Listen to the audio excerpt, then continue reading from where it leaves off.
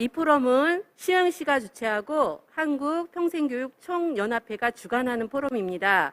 지금 이 시간 시흥 아카데미 유튜브 채널로 포럼을 시청해 주시는 여러분들께 진심으로 감사드립니다.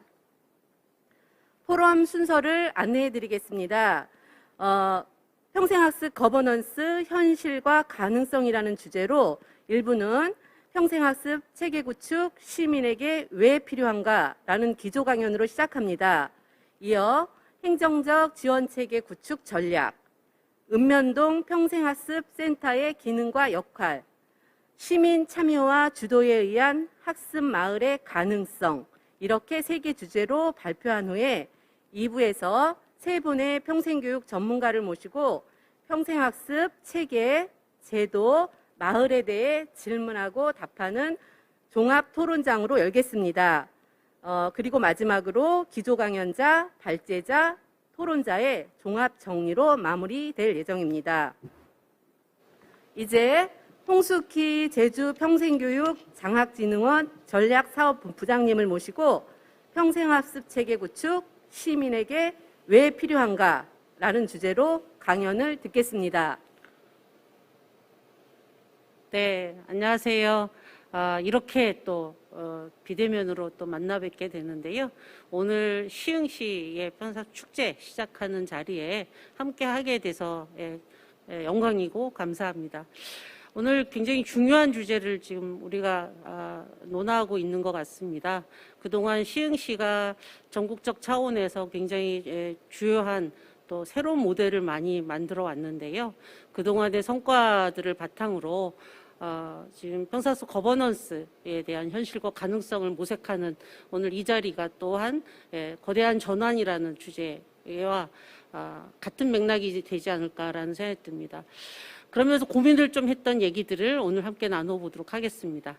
네, 평생학습 체계 구축, 시민에게 왜 필요한가라는 부분을 우리가 앞으로 어떠한 평생학습 도시로서 지역이 나아갈지에 대한 고민을 담아서 함께 생각하는 시간으로 나눌 수 있으면 좋겠습니다.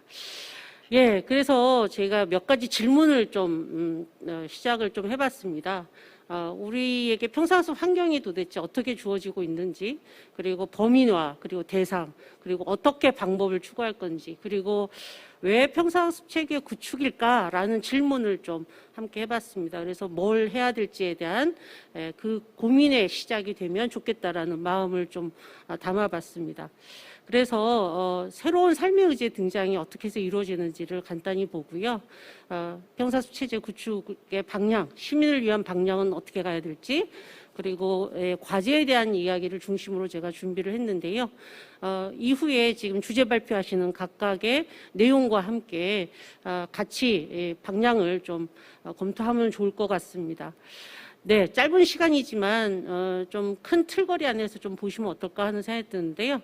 굉장히 변화했습니다. 사실 이렇게 전국에 계신 분들을 비대면이라고 할 수 있는 온라인 방법으로 지금 전국이 함께 만나고 있는데요. 이 자체가 또 새로운 사회 변화지요. 그리고 아직은 지금 우리가 마스크를 벗지 못하고 아직 있지만 그러면서도 또 달라진 사회 환경을 어떻게 만나야 될지가 우리의 새로운 의제로 등장하지 않았나 싶습니다. 그런데 또 다른 문제가 또 함께 등장하고 있습니다. 지금 굉장히 거대한 사회적 변화라고 얘기를 하면서 단순히 코로나19로 인한 사회적 거리두기로 만났는데 실제로는 과학기술 문명 발달이라고 하는 AI 시대가 인간 삶에 직접적으로 영향을 미치는 문명사적인 전환, 그리고 그로 인해서 정책으로서가 아니라 누구에게나 평생학습 시대로의 도입이라고 하는 이런 과정들이 우리에게 와 있지 않나 싶습니다. 그래서 실제 누구나가 태어나서 죽을 때까지 생애학습권을 어떻게 보장하게 할 거냐, 이게 또 정책과 제도와 우리 현장에서 일상이 된 그런 과제이지 않을까라는 걸 배경으로 한번 좀 생각해 보고자 했습니다. 네, 지금 기재부에서 발표했던 자료인데요. 실제 한국의 인구 구조가 또 굉장히 많이 변했습니다. 3대 인구 리스크로까지 국가가 관리하는 자료로 지금 제시가 돼 있는데 인구가 감소하고 지역이 소멸하고 초고령 사회가 임박해 있는 이게 국가 단위의 인구 구조 변화에 대한 공식 발표 자료로 지금 되어 있습니다. 사실 시흥만 하더라도 지금 수도권의 일원이거든요. 그러니까 수도권까지는 이 고민이 좀 적지만 수도권을 벗어나면 실제적으로 인구 소멸 지역이 굉장히 급증해 있는 것을 우리가 알 수 있습니다. 그래서 수도권과 지역 간의 균형과 격차의 문제도 우리 사회에 와 있지 않나라는 생각을 함께 했으면 좋겠다는 생각이 듭니다. 그래서 인구구조 변화 현황도 자료로 제가 좀 더 실었는데요. 실제 굉장히 빠른 초고령화로 지금 진행이 되고 있어서 실제 50대 이상 인구가 30%를 이미 넘어서기 시작했습니다. 그래서 고령사회에 대한 부분이 단지 65세 이상의 고령화 지수로만 얘기하기에는 굉장히 나이 들어가는 사회 인구 구조 구성이라고 볼 수 있습니다. 그래서 평생교육의 평생학습의 과제도 이런 변화들에 대한 고민이 필요하지 않을까 싶고요. 그런 지점은 아마 시흥도 함께 고민해야 될 내용 아닐까 하는 생각이 듭니다. 그러면 실제 우리 삶에는 어떤 변화가 왔을까? 위기사회가 도래했다는 얘기를 이 단어는 사실 얘기된 지 꽤 됐습니다. 근데 계속 위기사회가 변화가 되고 있는 부분이고요. 이거를 어떻게 관리를 잘하냐에 따라서 우리가 살만한 사회, 행복한 인생을 누릴 수 있는 사회적 환경을 만들 수 있지 않을까 하는 생각이 듭니다. 그래서 지금 제일 큰 거는 저는 지역사회 붕괴 차원에서 오늘의 이 자리도 좀 함께 논의하면 어떨까 하는 생각이 들고요. 인구 소멸의 위기 부분, 그리고 가치관의 혼란, 지금 특히 사회 불평등의 확대를 넘어서서 세대 간의 갈등 확대 부분, 학력 세습 부분이 우리가 평사학습 도시라고 하는 측면에서 직접적으로 영향을 받지 않을까라는 배경적인 측면에서 출발해 봤으면 좋겠습니다. 근데 실제 제가 그럼 한국인들은 얼마만큼 생활 속에서 학습에 투입을 하는지 생활 시간 조사를 통계청에서 발표한 자료를 먼저 학회 발표에서 이수 교수님이 좀 표로 정리를 좀 해주셨는데요. 여전히 이전에 4년 전에 발표했던 자료와 지금 발표한 자료를 통해서도 똑같이 생활 시간에서 청년 후기부터는 급속도로 학습에 투입이 안 되고 있는 시간적인 자료를 통해서 우리가 확인해 볼 수 있습니다. 거의 바닥으로 우리가 나와 있죠. 근데 이게 왜 중요하냐 그러면 참여율과 연계가 돼 있습니다. 성인 평사학습 참여율이 지난 2020년의 발표와 조사를 한 결과 올해 발표와 작년에 발표한 거에서도 코로나로 인해서도 아마 영향받았던 것 같습니다. 학습 참여율이 좀 줄었습니다. 1% 이상. 그러니까 해외랑 비교를 하면 또 변화가 있습니다. 해외는 여전히 50% 이상의 선진국 나라들의 변화를 볼 수 있는데 한국 사회도 참여율 조사를 시작한 이후에 굉장히 지속적으로 참여율이 늘었지만 이제 정체되어 있는 모습들을 우리가 확인해 볼 수 있습니다. 네, 다시 내용을 보면요. 이 자료를 조금 세분화해서 봤습니다. 봤더니 중소도시가 초기에는 수도권 서울보다는 조금 더 참여율이 높았었습니다. 근데 이게 해가 갈수록 중소도시가 참여율이 줄고요.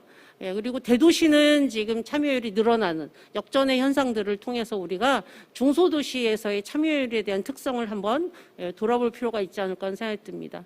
그래서 형식교육과 비교식의 여러 가지 자료들이 있는데 특성으로 보면 역시 학력이 높으면 참여를 많이 하고 계시고 소득이 높으면 또 역시 참여를 많이 하고 있는 것들이 변함없이 그대로 특성으로 나오고 있습니다. 이것도 지역 안에서 어떻게 저학력과 저소득인 주민들이 시민들이 평사학습 참여하게 독려하게 할 건지 환경을 만들 건지에 대한 여러 가지 고민이 좀 필요한 지점이 아닐까 하는 생각을 합니다. 근데 실제로요. 참여자와 비참여자 간의 생활 만족도 차이를 보면 굉장히 차이가 좀 발생하고 있는 걸 확인할 수 있습니다. 그러면 지역에 살고 있는 시민으로서 평사학습에 참여하는 분들이 역시 지역에 대한 정체감을 갖고 있고 그리고 만족도가 높아서 사회 참여의 활성화에 기여할 수 있는 부분을 우리가 확인할 수 있지 않을까 하는 생각이 듭니다. 그래서 여러 가지 이런 참여의 특성들을 고려해서 이 격차 해소를 위한 부분에도 이거는 공공적 정책으로도 그리고 개인에게는 삶의 질을 준비하는 환경으로도 똑같이 중요하게 다뤄야 되겠다라는 걸 볼 수 있는데요. 어떻게 시민에게 평사수 체제를 좀 구축하게 할 거냐, 그 방향에 대한 얘기들을 좀 같이 나누도록 하겠습니다. 시간적으로 지금 15분 안에 이거를 다 다뤄야 되기 때문에 좀 짧은데요. 제가 큰 틀거리 안에서 방향만 제고하고 넘어가더라도 양해를 해주시기 바랍니다. 네, 우리의 삶과 학습은 실제로는 생활 속에서 이루어집니다. 가족에서부터 시작해서 사회까지 이루어지는데요. 이 일상생활과 그리고 사회의 측면이 모두가 경험 속에서 어떻게 학습과 이렇게 융합되고 그리고 생활 속에서 실현할지에 대한 과정들이 주요한 관점이어야 되지 않을까 하는 생각이 듭니다. 그래서 목적적으로 학습에 참여해야 될 필요성이 있는 분들도 계시지만 학습의 참여성이 좀 꼭 생기진 않는데 환경적으로 학습을 참여할 수 있도록 해서 시민으로서의 정체성과 그리고 지역의 일꾼으로서의 책임감을 우리가 함께 나눌 수 있는 그런 환경에 대한 부분을 한번 다룰 필요가 있다라고 말씀드리고 싶습니다. 이게 이제 교육학하는 연구자들에게는 많은 시사점을 줬던 연구 자료인데요. 네, 교육에 미치는 영향의 범위를 놓고 보면 우리가 살아가는 과정에 학교 교육이 차지하고 있는 정도가 얼마일까? 이 질문을 우리에게 줍니다.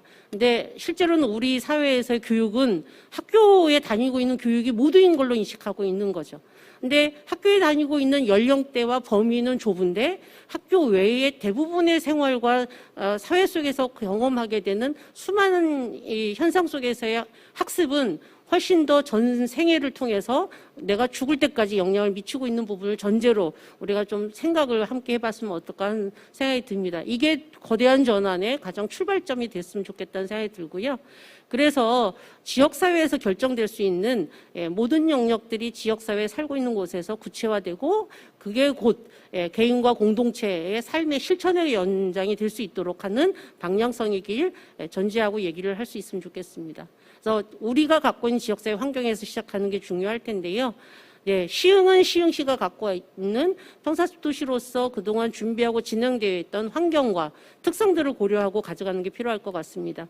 네, 5분 전이라고 지금 암시를 줬는데 굉장히 힘든 일을 또 해야 될 것 같습니다. 그래서 시흥에 있는 자원들을 어떻게 이어서 이 시민을 향해서 정책과 제도로 그리고 환경으로 구성할 건지에 대한 부분들이 중요하다고 생각이 들고요. 그런 의미에서 보면 이 민관이 협력하고 관의 자원 그리고 지역의 민간 단체 그리고 관계자들의 자원들을 엮어서 지역의 평생교육 체제라고 하는 형성적 측면에서 좀 접근해 보면 어떨까 싶습니다. 그래서 시흥이 어느 단계까지 왔는지 한번 놓고도 보실 수 있을 것 같은데요. 기본적으로 평사숲 지원 체제가 되고 나면 파트너십에 대한 부분 그리고 네트워크 체제로 그리고 결과적으로 활성화를 위할 때 지역사회 교육과정이라는 측면으로 접근하는 것들이 필요하지 않을까라는 방향성을 놓고서 얘기를 해보고자 합니다. 그러면 지금 교육부에 관련된 평생교육 정책만이 아니라 고용노동부의 직업훈련 과정까지도 시민에게는 똑같이 학습으로 진행이 될 텐데요. 그 외에 다양한 기초문해교육부터 그리고 6대 영역인 평생교육의 전 영역이 이 지자체 주도에서 평사수사의 실현이라고 하는 측면으로 접근할 필요가 있지 않을까. 그랬을 경우에 다른 나라와 연계를 해서 바라보면 실제로는 가까이 생활 공간에 있는 일본의 공민관 그리고 미국의 커뮤니티 칼리지 이거는 대학과는 또 다른 거죠. 학점 연계 과정도 있지만 대학의 평생교육원과 같은 이제 가까이 있는 부천의 시민대학과 같은 전문교육 과정들이 커뮤니티 칼리지에서 이루어집니다. 그리고 중국은 사고학원이라는 게 있고요. 그리고 한국에는 평생학습관이 있죠. 여기 지금 ABC 타운이 또 그 역할을 하고 있고, 그리고 독일에는 또 시민대학이 전 4만 명의 인구 단위로 또 배치되어 있습니다. 이러한 다른 나라의 사례와 연계해서도 우리가 고민을 해보면 좋을 것 같은데요. 그러려면 이런 과제들을 수행을 어떻게 할 건지를 놓고 보고자 합니다. 그러니까 공간에 대한 확대와 활성화에 대한 측면을 좀 고민할 필요가 있고요. 그랬을 때 생활권 단위로 지금 평상학습 마을과 같은 여러 가지 정책적 지원을 시흥시가 해왔는데요. 좀 더 생활권 단위의 평생학습 공간을 어떻게 쓸 건지에 대한 지역사회 전체에 대한 체계성을 한번 검토할 필요가 있지 않을까 싶습니다. 실제 지금 법상에 있는 읍면동 평생학습센터는 이 지역에 맞춰서 어떻게 자리매김할 건지에 대한 방향성을 한번 더 고민해 볼 필요가 있겠고요. 그랬을 때 그 생활권 단위에서 어떤 교육과정들이 시민들에게 접근성을 제공하고 있는지 이 부분도 한번 더 단위별로 연계해서 좀 보시는 게 필요하지 않을까 싶습니다. 특히나 우리가 자치구 단위, 자치시에서 할 경우에는 자치 역량을 갖춘 시민을 키우는 것도 또 하나의 공동체적 과제가 되어집니다. 그랬을 때 단계별로 자연스럽게 지역의 교육 참여를 통해서 성장할 수 있는 트랙으로서 지역교육 과정을 제가 또 제시를 좀 하고 싶은데요. 그러면 동네 단위에서 이루어지는 거, 그리고 생활권 단위 평생학습기관, 그리고 복지관, 민간기관에서 이루어지는 단위, 그리고 시 전역에서 걸쳐서 할 수 있는 교육과정, 이런 교육의 참여의 방향성을 한번 고민할 필요가 있지 않을까 싶습니다.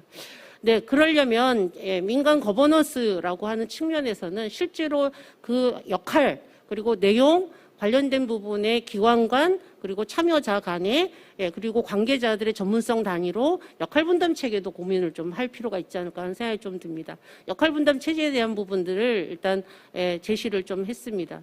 그랬을 때 저희가 마을 단위에 대한 교육 주민교육은 어떻게 지원하면 좋겠는지를 지난해 저희가 일하고 있는 곳에서 연구를 하면서 이 부분을 또 나눠서 한번 좀 봤었습니다. 그래서 마을 안에서는 실제로는 경로당까지 마을 문고까지 모두가 연계되어 있는데 이 부분들을 어떤 방향성으로 주제로 그리고 어떤 내용으로 자리매김할 수 있는지를 마을 안에서도 한번 찾아보는 게 이 지역에서 도움이 되지 않을까 생각을 좀 해봤습니다. 그래서 시민 참여 활동에 대한 기회도 성장하신 분들에게 기회를 줄 수 있도록 지역사회 의제와 과제 중심으로 참여 트랙을 만들어주는 게 곧 경험학습의 기회를 주고 보다 더 리더로서 성장하는 시민을 길러나가는 과정이 되지 않을까 하는 생각이 듭니다. 자원활동은 역시 관계성을 만들게 되고요. 지역의 의제를 자연스럽게 해결할 수 있는 만남을 만들고 실천을 이끌어낼 수 있는 힘이 되기 때문에 더욱더 그런 것 같습니다. 이걸 받쳐내려면 역시 지역의 네트워크 활성화가 이루어져야 되고요. 그러려면 지역사회 전반의 방향성과 환경을 제고하는 그리고 동원 가능한 자원을 모두가 체계화하는 그런 시스템적 사고가 우선적으로 필요하지 않을까 싶습니다. 그런 의미에서는 지금 시간 끝났지만 제가 간단히 마무리하겠습니다. 지금 학교교육 관점에서는 거버넌스 구조가 지금 시흥에도 교육자치회를 중심으로 진행되어 있는데 또 평생교육이라고 하는 평사수 차원에서 어떻게 거버넌스를 있는 자원을 갖고 방향성을 제고할지도 시흥시의 과제가 되지 않을까 하는 생각이 듭니다. 그래서 지역 차원에서 이루어지고는 정책과 관련된 모든 부분들을 하나의 그림으로 옮겨봤습니다. 이게 모두 시민들에게 종합적으로 지역교육 과정으로서 체계화되고 접근할 수 있고 그리고 상담과 지원을 할 수 있는 그 고민을 한번 향후에 계속 진행했으면 좋겠다는 생각이 좀 듭니다. 이후는 이제 실질적인 수준별 접근 전략을 네트워크 안에서 구현할 수 있고요. 네, 제가 마지막 이런 그 과정을 통해서 지속 가능한 지역교육 과정들 속에서 지역이 끊임없이 지속 가능 발전한 방향성을 제고할 수 있을 거라는 과정으로 제시를 하였습니다. 네, 이렇게 해서 제가 마무리하는 걸로 시간에 맞춰서 간략히 방향성을 논의에 질문을 던졌다는 걸로 의미를 정리를 공유하시면 좋겠다는 생각이 듭니다. 네, 이상입니다. 감사합니다. 네, 공유와 권한, 신뢰와 참여, 그리고 책임으로 평생학습 체계 구축의 필요성을 제시해 주신 홍숙희 부장님 감사드립니다. 이어 최우경 교수님을 모시고 첫 번째 주제 발표, 평생학습 행정적 지원체계 구축 전략에 대해 듣도록 하겠습니다. 네, 안녕하세요. 행정적 지원체계 구축 전략에 대해서 발표하게 된 최우공입니다. 일단 제가 이 주제를 의뢰받으면서 여러 발표 선생님들도 그러겠지만 굉장히 난해했습니다. 많은 얘기도 들어봤었던 부분이고 사실 접해보기도 한 부분이지만 이 내용을 실제로 뭔가 정리하는 데 있어서는 굉장히 난감한 부분들이 많았습니다. 어찌됐든 뭐 이게 도망갈 수는 없는 부분이어서 제가 했던 경험 그리고 가장 기본적인 방향에 관련된 부분으로 좀 정리를 해봤습니다. 자, 먼저 제가 봤던 부분은 어쨌든 이게 행정지원 체계이기 때문에 조직의 존재 이유에 대해서 봤습니다. 왜 우리가 이런 일들을 해나가는지 관련된 부분들. 어찌됐든 간에 각자의 기능을 수행함으로써 개인의 사회적 필요를 만족시키기 위해서 조직들이 존재를 하는 겁니다. 근데 조직은 수단으로서 존재하는 거고 그렇다면 우리가 이런 행정 조직 그리고 이런 평생학습을 위해서 지금 열심히 일을 하고 있는데 이러한 조직들은 도대체 무엇을 해야 되는 것이고 그리고 그 기능이 무엇인가에 대한 것들을 한번 고민해 볼 필요가 있었습니다. 저희 논의의 출발은 여기서 시작이 되는 거고요. 그러다 보니까 제가 평생학습 조직의 기본 목적에 대해서 한번 봤어요. 예전 처음에 평생학습에 관련된 일을 하면서 내가 이 일을 왜 할까? 그리고 사실 평생학습 교육기관 여러 가지 행정에서의 평생교육을 왜 추구를 할까? 굳이 예전에 그렇지 않았습니까?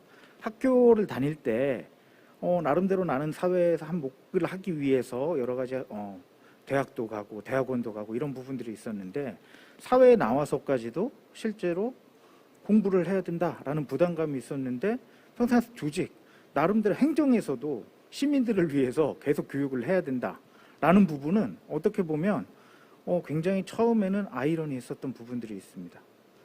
근데 실제로 우리가 왜 이런 일들을 하느냐 여러 가지 부분들이 있죠. 뭐 사회 변화라든지 실제로 뭐 개인적 부분이라든지 여러 가지 사회 발전적인 측면에서도 설명이 되지만 기본적으로 그렇다면 우리는 무엇을 하는가에 관련된 부분들 왜 이런 행위를 하는가라는 부분을 고민해 봤을 때는 결국에는 아까 전에 홍숙희 선생님이 말씀해 주셨지만 지역사회를 기반으로 하고 그런 지역사회의 시민들을 참여할 수 있는 시민들을 발굴을 하고 이 시민들의 자원들을 충분히 발굴하고 창조하는 데 있다라는 결론이 나왔습니다.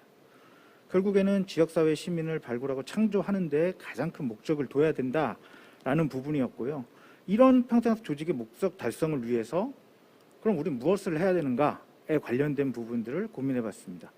근데 그거는 여러 가지 기업적인 차원하고도 비슷한 부분들이 있었어요. 그게 뭐냐 하면 마케팅적인 부분과 혁신적인 부분들을 찾아야 된다였습니다. 그래서 마케팅적인 부분은 뭐냐 하면 시민이 요구하는 바, 시민이 필요로 하는 바, 그리고 시민이 어떤 가치를 위해서 가는가에 관련된 부분들, 결국에 시민들이 무엇을 하고 싶어 하는가에 관련된 부분들을 찾아야 되는 건 거고 혁신적인 부분들을 찾는다는 거는 시민과 더불어서 어떻게 보면 성장적인 차원들, 변화를 일으키는 동력으로서 혁신을 가져와야 된다. 결국에는 시민들의 새로운 만족도 창조할 필요가 있다라는 부분으로 결론이 났습니다. 그래서 여러 가지 질문을 좀 던져봤습니다. 그럼 우리 평생학습 그리고 이런 행정적인 부분들에서의 사업은 도대체 무엇인가? 그리고 우리가 갖고 있는 사업들이 어떤 사회 변화를 위해서 움직일 수 있는가? 가장 중요한 부분들은 여러 가지 가치를 통해서 여러 가지 일들을 해나가지만 항상 보면 매번 참여하는 시민만 참여를 하고 그 나물의 그 밥이라는 굉장히 어떻게 보면 공통된 문제를 갖고 있죠. 그렇다면 왜 이런 다양한 시민들이 참여가 원활하지 않을까라는 부분에 대해서 질문을 던져볼 필요가 있었습니다. 이 세 가지 질문에 대한 답을 제가 이렇게 던진다기보다는요. 실제로 평생학습 조직, 이런 행정적인 차원에서 일을 하는 방식에 대해서 한번 살펴볼 필요가 있었습니다. 사회는 계속 급변하고 있고 계속 뭐 이런 지금 오늘 발표하시는 분들의 공통적으로 얘기를 할 겁니다. 근데 메가 트렌드를 조금 더 이해할 필요가 있는 부분이고 사실 기존에 있었던 것, 관념적인 행정을 그대로 추구하는 것들이 아니고 트렌드를 이해하고 반영하는 정책이 될 필요가 있다라는 부분으로 일단은 제가 좀 생각을 해봤습니다. 이 얘기는 뭐냐 하면 기존에 있었던 부분들, 시민들과 사회는 급변하고 있지만 우리가 일하고 있는 방법이라든지 일하고 있는 사업 내용거리들은 크게 바뀌지는 않는 것 같다. 결국에 평생학습 조직 같은 경우에는 우리가 이런 정보의 편향성을 극복할 수 있는 여러 가지 부분들, 가장 큰 목적인 공동성과 공공성 지약을 위한 부분들을 조금 더 추구를 해야 되지 않나. 그리고 개인적인 만족에 관련된 부분들도 신경을 써야 된다. 왜냐하면 이런 부분들이 굉장히 나노 사회로 직결되기 때문입니다. 그래서 예전에 평생학습 동아리라고 한다면 매번 참여하시는 분들에 관련된 내용의 지원이라든지 활동에 대한 어떤 성과 부분이라든지 이런 것들에 대해서 고민을 했지만 지금 자체는 단순히 예전과 같은 평생학습 동아리로는 귀결되지 않는다. 기본적으로 젊은 사람들 위주로 취향 공동체로의 변화까지도 우리가 살펴볼 필요가 있더라. 근데 문제는 본인의 취향에 관련된 부분에 굉장히 많이 참여를 하고 거기에 관련된 것들에 신경을 많이 쓰다 보니까 어떻게 보면 굉장히 편향지향적일 수 있다. 본인이 생각하고 가치롭고 재밌어 하는 부분으로만 갈 수 있는 부분들이 있는데 행정에서는 이러한 특성도 이해를 해주고 실제로 이러한 부분들의 인정과 더불어서 서로를 이해할 수 있는 전략들을 추구할 필요가 있다라고 봤었습니다. 자, 결국에 우리가 지금까지 평생학습에 관련된 일을 함에 있어서 자, 보면 대부분 강의 위주라든지 특강을 한다든지 뭔가를 제공해야 된다. 일방적인 정보를 주고 이거를 강요하는 형식, 지식의 전달하는 부분에서 집중이 돼 있었다라는 것들은 일단은 현황을 이해를 하고 반성해 볼 필요가 있습니다. 굉장히 사회가 다양해지고 복잡해지면서 개인에 관련된 부분들, 신경 쓸 수 있는 부분들, 본인이 갖고 있는 취향들이 굉장히 달라지는 상황인데 예전과 같은 공동체적인 부분들, 혈연, 지연, 학연 이런 쪽으로 우리가 많은 것들을 접근하고 있었다라는 부분에 관련된 것들도 저희가 고민을 해봐야 되는 건고요. 그랬을 때 평생학습 거버넌스라고 한다면 이러한 트렌드를 이해함으로써 어떤 부분으로 가야 되는지에 대해서 한번 고민해 볼 필요가 있더라. 결국에 개인적인 불안감, 뭔가 소속되지 않고 혼자서 있을 수 있는 불안감을 해소할 수 있는 공동체 지향적인 부분들. 근데 예전과 같은 학연 지연 이런 것들이 아니고 기존에 관련된 본인의 취향과 이런 것들이 굉장히 안전하고 나는 사회 일원이다라고 느낄 수 있는 부분으로서의 전환을 할 수 있는 내용들과 그리고 차이가 굉장히 있을 수밖에 없기 때문에 너는 틀렸다가 아니고 뭔가 다르다. 그래, 다르게 볼 수 있는 관점을 가졌다라는 다름을 인정하는 공감력 관련된 부분의 내용들, 결국에는 인간적인 부분들, 휴머니즘을 강조할 수 있는 내용들의 정책과 사업들로 여러 가지 부분들을 생각해 볼 필요가 있더라. 결국에는 이런 부분들이 개인적인 상황들의 것들만 다루는 것들이 아니고 새로운 공동체 관점에서 가치를 봐야 되는 건 거고 공공성으로서 그리고 글로벌 시민으로서의 내용들을 저희가 다뤄볼 필요가 있더라라는 부분입니다. 결국에는 일방적으로 행정적인 부분에서 일들을 처리하는 것들이 아니고 공감의 커뮤니케이션을 통해서 사실은 사업에 대한 전환이 굉장히 필요한 시점으로 보습니다. 그래서 피보팅 전략을 조금 더 도입을 해볼 필요가 있다라고 봤던 부분이고요. 이 피보팅 전략 같은 경우에는 기존에 있는 자원들을 활용을 해서 새로운 변화를 모색하는 전략을 뜻합니다. 그래서 실제로 우리가 시민들에게 물르듯이 좋은 경험을 제공할 필요가 있고 그리고 시민들이 참여를 하면서 자발적 데이터를 제공을 하고 흥미로운 경험을 줄 수 있도록 해야 된다. 결국에 이런 것들은 풀뿌리 혁신 전략으로 귀결이 되는데요. 예전에 행정 같은 경우에는 기본적으로 가장 익숙한 방법을 선택하는 것들을 추구해 왔었습니다. 그렇지만 앞으로는 다양한 실험을 통해서 새로운 것들을 추구해야 되는 부분이고 이거는 제가 한 10여 년 전, 20년 전에도 얘기했던 거예요. 항상 탑다운 방식으로 일을 해왔는데 보텀업 방식으로서의 전환들이 굉장히 다시 한번 필요한 시점이다라는 부분이고 이러기 위해서는 평생학습이 꼭 주인공일 필요는 없습니다. 여러 가지 부분의 행정에 관련된 나중에 행정의 칸막이 부분이 굉장히 어렵다 이런 얘기들이 나올 텐데 이런 부분들을 어떻게 극복해 나갈 것인가에 관련된 부분들은 추후 질문이라든지 이런 것들을 통해서 다시 한번 설명을 하도록 하겠습니다. 그래서 이 전에 홍숙희 선생님이 말씀하셨던 부분처럼 이러한 것들을 추구하기 위해서는 네트워크 전략은 반드시 필수적인 부분이다. 결국에는 시민들의 필요에 부합하는 다양한 경험을 부여하는데 굉장히 집중을 해야 되는 건 거고 이런 네트워크로 구성된 비즈니스 파트너들과는 굉장히 프로세스를 평가하고 개선할 수 있는 부분들, 이런 휴먼 서비스에 관련된 내용들을 전반적으로 고민하고 소통하는 장을 가져야 된다라는 부분입니다. 이런 것들은 문제 해결 방식에 근거한 겁니다. 커뮤니티 솔루션을 위한 공유의 장을 많이 마련해요. 시흥은 이런 것들을 굉장히 잘하고 있는 부분인데요. 기본적으로 원탁회의 이런 것뿐만이 아니고 보다 많은 시민들을 참여할 수 있는 전략들을 더 추구할 필요가 있다라는 것들로 귀결이 됩니다. 결국에는 이런 내재적 동기를 갖고 있는, 뭔가 지역사회를 바꾸고 싶다, 뭔가 삶의 보람을 찾고 있는 시민들을 보다 많이 발굴해내는 쪽으로 더 신경을 써야 되는 부분이고, 그리고 이들과의 상생, 그리고 자존감을 회복할 수 있는 프로젝트를 행정에서 제시할 필요가 있습니다. 결국에는 좋은 정책을 만들기 위해서는 지역사회에서 다양한 분야에서 제기되는 요구들을 반영해낼 필요가 있더라라는 부분이고, 이러한 변화를 갖고 오기 위해서는 자꾸 새로운 것들을 시도하는 것들이 가장 중요하다는 결론이 나왔었습니다. 그래서 여러 가지 부분의 청사진을 제시할 필요가 있는데, 제가 오늘 또 말씀드리고 싶었던 부분들은 이러한 일을 함에 있어서 평생교육사의 역할이 굉장히 중요한 상황들이 되어 있습니다. 그런데 평생교육사들이 기존에 있었던 행정 공무원과 같은 역할을 하는 것과는 뭔가 차별화를 둬야 된다. 사실 임기적 공무원으로 들어온 이유에 대해서 명확히 볼 필요가 있다라는 얘기를 하고 싶었습니다. 왜냐하면 조직의 룰이라든지 규범에 대해서 적응하는 건 좋지만, 사실 임기적 공무원들을 더 많이 추가를 한다는 것들은 조직의 신선한 바람, 그리고 또는 일하는 관점의 변화를 가져오라는 부분인데, 사실 이런 부분에서 평생교육사들이 채용됐을 때 본인이 그런 역할을 하고 있는지에 관련된 부분들을 한번 고민해 볼 필요가 있다라는 부분입니다. 그래서 제가 평생교육사가 어떤 역할을 해야 되는지에 관련된 부분들을 쭉 정리를 했습니다. 전문가인가라는 부분들도 한번 고민을 해봐야 되는 거고, 이것들은 개인 스스로 성찰을 해볼 필요가 있습니다.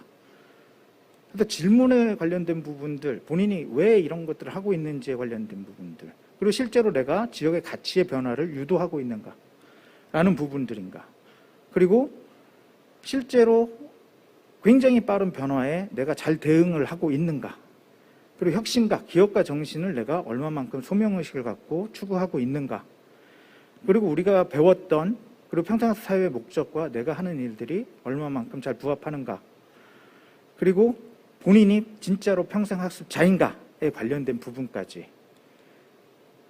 그리고 여러 가지 소통적인 부분까지 제시를 했습니다. 시간이 굉장히 짧기 때문에 마지막으로 좀 정리를 하겠습니다.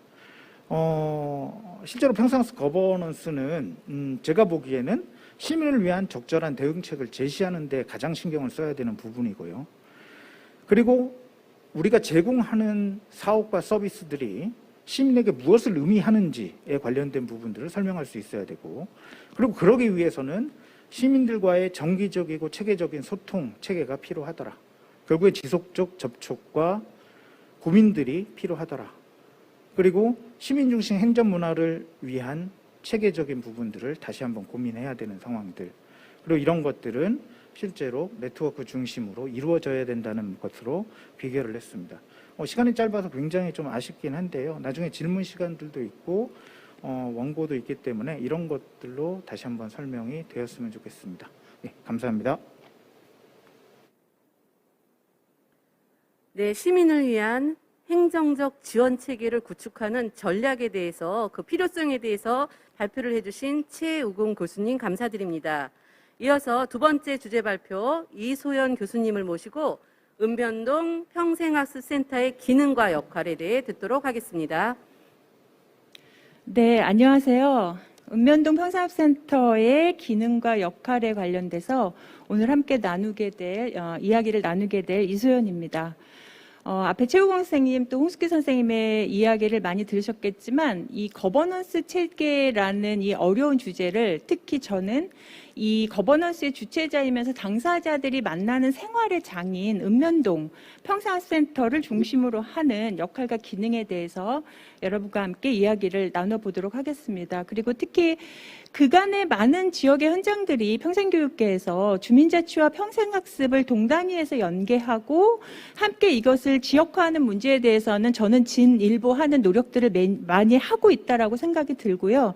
여기에서 이 평생교육에서 어떻게 보면 섬으로 지정되었던 학교교육이 시도하고 있는 많은 혁신들, 특히 이 학교자치, 그러니까 교육자치와 연계된 이번 포럼의 의미는 저는 상당 부분 굉장히 훌륭하다고 생각이 듭니다. 저희 발제자들은 그만큼 고민이 많았지만 그와 관련돼서 이야기들을 함께 좀 나눠보도록 하겠습니다. 그래서 저는 그 세 가지 영역의 공통 분모로서의 교육 거버넌스, 그리고 그들이 직접 만나는 어떻게 보면 갈등의 장이 될 수도 있고 화해의 장이 될 수도 있고 문제 해결의 장이 될 수도 있는데, 그러한 거점 공간으로서의 읍면동 평생학센터의 기능과 역할을 공간과 사람 그리고 프로그램이라는 세 가지 측면에 있어서 함께 고민을 좀 나누도록 하고요. 그리고 이를 통한 우리 앞으로의 과제를 중심으로 간략하게 이야기를 좀 나눠보도록 하겠습니다. 2014년에 이제 생활권 단위의 평생학습 체계가 구축이 되면서 이제 강대중 교수님께서는 이제 더 이상 무엇을 우리가 전달하거나 아래로 내리는 그런 어떤 일련의 과정들이 이제 끝이 났고, 이제 현장에서 어떻게 하면 서로 수평적인 어떤 협력 체제를 만들어내고 구축할 것인가, 그리고 거기에 시민력과 학습의 당사자들인 주민 조직의 어떤 역량을 키우는 데 있어서 이미 노력은 가시화되고 있다라고 보고요. 이와 관련해서 교육자치축도 마찬가지입니다. 주민자치도 또한 마찬가지예요. 자치회로 전환되면서 더욱 시민의 역량이 강화가 됐고, 주민자치센터를 중심으로 하는 평생교육 프로그램이 굉장히 많은 어떤 시도들을 이미 하고 있는데, 이 앞으로 이 아까 저희 이제 축제 오프닝에서 이 어색한 만남이라고는 했지만 저는 드디어 만나야 될 부분들이 만났다라고 생각이 되는데, 어떻게 하면 이 현장에서 이 거버넌스의 주체들이 어떻게 방향을 좀 선회하면 좋을까, 이런 고민들을 좀 담아봤습니다. 그 거버넌스라는 공통 분모를 보면 평생교육과 주민자치, 교육자치이지만 사실 지역 안의 주민의 입장에서 보면 누구도 성인학습자이고 또 아이들은 또 학교에 다니는 또 학생일 수도 있고 누구나 평생교육자이고 시민이잖아요. 그런데 행정적인 어떤 이 업무의 어떤 주체자들이 다르고 그들이 진행하는 예산의 어떤 구분들, 그리고 이제 성과평가를 진행해야 되는 어떤 체계들의 어떤 굉장히 이렇게 행정체계가 굉장히 이제 단일화돼 있고 규격화돼 있기 때문에 이 어떻게 보면 현장에서 나타나는 시너지의 부분들이 어려울 수 있는데, 그것들을 이 거버넌스의 힘으로 또 동평생학센터를 중심으로 어떻게 운영해야 되는가에 대한 고민들을 좀 나누면서 이 물리적이면서도 심리적인 거리를 좁히는 방식에 대해서 현장 사례를 중심으로 함께 이야기들을 나눠보도록 하겠습니다. 제 이야기의 논의의 방향은 작년인가요? 주민자치와 평생학습의 만남이라는 포럼이 굉장히 이슈화됐었는데, 당시에 주민자치, 이제 행안부의 주민자치 관련된 이제 과장님께서 말씀하셨던 말이 저는 늘 뇌리에 남는데, 이제 생활권 단위의 세부적이고 세밀한 어떤 동평생학습 체계를 구축한다면 조금 더 새로운 상상력을 발휘해야 되고 조금 더 혁신적인 방안을 고려하지 않으면 기존의 어떤 체계들과 별반 다르지 않을 거기 때문에 그것에 대한 우려와 고민을 좀 나누신 적이 있었고, 또 얼마 전에 서울시에서 지금 진행하고 있는 이 생활 밀착형 평생학습 체제 구축에서 많이 만났던 어떤 시민들의 의견을 봐서도 이제는 프로그램을 소비하는 소비자가 아니라 주체자로서의 욕구들을 이미 시민들이 많이 갖고 있고, 그들의 권한과 실행력과 책임을 우리가 어디까지 줄 수 있는지에 관련된 그런 역할과 기능들에서 이제는 고민해야 될 때가 되지 않았나라는 이제 생각들을 하게 됩니다. 그렇기 때문에 전국에서 지금 굉장히 평생학습계에서 주력하고 노력하고 있는 읍면동 평생학습센터의 역할과 기능은 사실 평생학습 도시의 정책적인 배경, 뭐 자치단체장님의 의지는 또 더 말할 것도 없고 조례와 정책 상황에 따라 이제 매우 상이하게 됩니다. 그리고 이제 평생학습관 자체도 다르지만 사실 생활권 단위로 내려가서 읍 단위, 몇 단위까지 내려가게 되면 옆 동네와도 사뭇 다른 어떤 그런 맥락과 정치적인 상황들이 있기 때문에 그런 것들을 포괄할 수 있는 이제 읍면동 평생학습센터의 기능과 역할은 참으로 이제 고민들이 많죠. 그래서 이제 그런 어떤 고민들에 있어서 이제 공간적인 고민입니다. 많은 이 읍면동 평생학센터 구축 사업을 보면 대체적으로 공공시설과 민간시설 두 가지 축으로 나눠서 많이 노력들을 하고 있는데 나름의 어떤 장단점들이 있습니다. 특히 이제 주민자치센터 를 중심으로 하는 평생학습 거점화 전략들은 주민자치위원회와 함께하는 어떤 굉장히 장거리적인 싸움이고 길고도 먼 길이기 때문에 이것에 대한 합의와 또는 좌절과 뭐 갈등과 여러 가지를 다 이겨내야 되는 어려움들이 있긴 한 측면이 있고, 이제 민간에서는 굉장히 이제 공간 위주의 프로그램 위주로 돌아가지만 민간 단위의 어떤 조직화나 어떤 역량들을 키울 수 있는 또 큰 시너지가 나는 자유로움이 있거든요. 그래서 우리가 읍면동 평생학센터를 무엇을 전달하고 구축하는 지점은 이미 지났기 때문에 어떤 방향으로 어떻게 설정하는가에 따라 이 거점 공간이 어디가 돼야 되는가도 같이 고민이 돼야 될 필요가 있다라고 저는 생각을 합니다. 그래서 오늘 이제 추후에 토론에서도 발표를 해주시겠지만 충남 같은 경우는 뭐 5개의 자치구에서 동주민센터만 집중적으로 동평생학센터, 읍면동 평생학센터를 지정해서 운영하고 있거든요. 그래서 실제로 공통적으로 추구해야 되는 가치와 제도, 시스템이 있다면 자유롭게 마을의 고유성과 특성을 반영할 수 있는 어떤 탄력적인 융통성을 발휘해야 되는 행정적인 부분에서도 그렇지만 평생교육사도 마찬가지죠. 그런 측면들이 충분히 있어서 그것들을 침해하지 않는 방식의 어떤 기능과 역할들을 찾아야 되지 않을까라고 생각이 듭니다. 그래서 상상의 나래를 마구마구 피워보면 결국은 학교와 마을 평생교육이 만날 수 있는 지점이 주민자치센터가 아니더라도 혹은 학교이면 얼마나 좋을까라는 저 개인적인 꿈과 희망이 있는데요.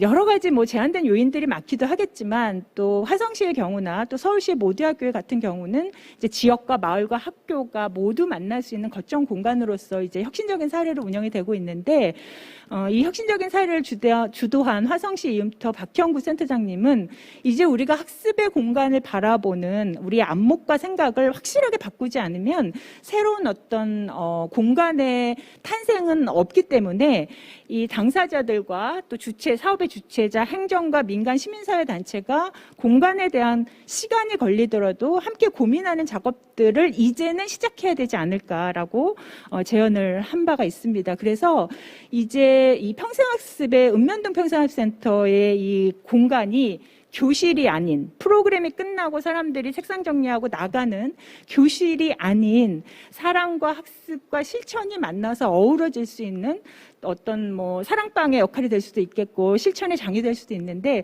그런 입체적인 공간으로서의 전환을 위해서 우리가 좀 고민을 해야 될 필요가 있다라고 이제 생각을 하고 있습니다. 이제 두 번째는 사람입니다. 거버넌스의 핵심적인 전략 요소이기도 하고 그렇죠. 그래서 읍면동 단위의 마을 교육 학교 이제 관계망을 우리가 이제는 어떻게 형성하면 좋을까? 이게 이제 우리의 큰 과제입니다. 양배정 교수님께서 이제 포럼에서 발표하셨던 그림을 제가 추가했는데 사실 세 개의 이제 당사자들이 떨어져 있는데 저는 오늘을 기점 아니면 최근에 1, 2년 기점으로 이제 1번 유형까지는 가지 않았나 생각이 드는데 최근에 양평군 며칠 전이죠. 열리지라는 평생학습 실천 포럼에서 드디어 이 세 영역의 이제 주체들이 만나서 몇 차례의 이제 학습 공동 모임을 열었고 실제로 행정 안에서 해결할 수 없는 마을에서 유기적으로 찾을 수 있는 해법들에 대해서 이야기를 시작했습니다. 제가 담당자랑 이제 통화를 하기도 했는데 처음엔 뭐 사뭇 좀 냉랭하기도 하고 또 끌려 나왔나 불려 나왔나 이런 이야기도 있다라고는 했지만 세네 차례 만나게 되면서 우리가 가진 자원을 어떻게 나누고 조율하고 또 선택할지에 대해서 방법들을 찾아 나가는 그런 이제 첫 움직임이 시작됐거든요. 그래서 사실은 우리가 체계 구축은 굉장히 그 측면에서 많이 노력을 했다면 이제 어떻게 만나서 공론회장을 펼치고 서로가 만나고 협의하고 갈등조차 우리가 이해할 수 있는 그거는 어쨌든 피할 수 없는 부분이거든요. 그래서 긴 호흡으로 그것들을 이어갈 수 있는 시작이 반이다라는 의미에서 그런 측면들이 사람을 통해서 이루어져야 되는 시점이기도 합니다. 그래서 이제 운영협의체라는 거버넌스 체계가 전국에 정말 읍면동 단위에서도 이미 구축을 하고 있는데 이따 토론 시간에 당진시에 좋은 사례를 이제 들어보시면 좋을 것 같습니다. 그리고 이제 거버넌스에서 가장 중요한 거는 앞에 이제 두 분의 발제자분들도 말씀해 주셨지만 이 읍면동 평사합센터를 이끌어가는 전담 인력의 전문성과 열정입니다. 그리고 이분들은 마을을 중심으로 지역화, 조직화하는데 뭐 3, 4년의 시기를 거쳐서 또 퇴직하고 또 새로운 사람이 와서 이 일을 맡아서 진행하기는 정말 쉽지가 않은 사업이거든요. 행정단위는 바뀐다 치더라도. 그래서 이 평생교육사를 긴 호흡으로 성장시키고 또 이거는 운동의 형식으로 진행되지 않으면 업무 형식으로는 저는 불가능한 일이라고 생각을 하기 때문에 이들을 키워내고 성장시키려는 어떤 이 전담 조직의 노력들이 전 반드시 필요하다고 봅니다. 그래서 이례적인 어떤 대체제가 아니라 이 자원활동가들을 긴 호흡으로 키워내려는 노력들을 전담 인력에서 해야 되고요.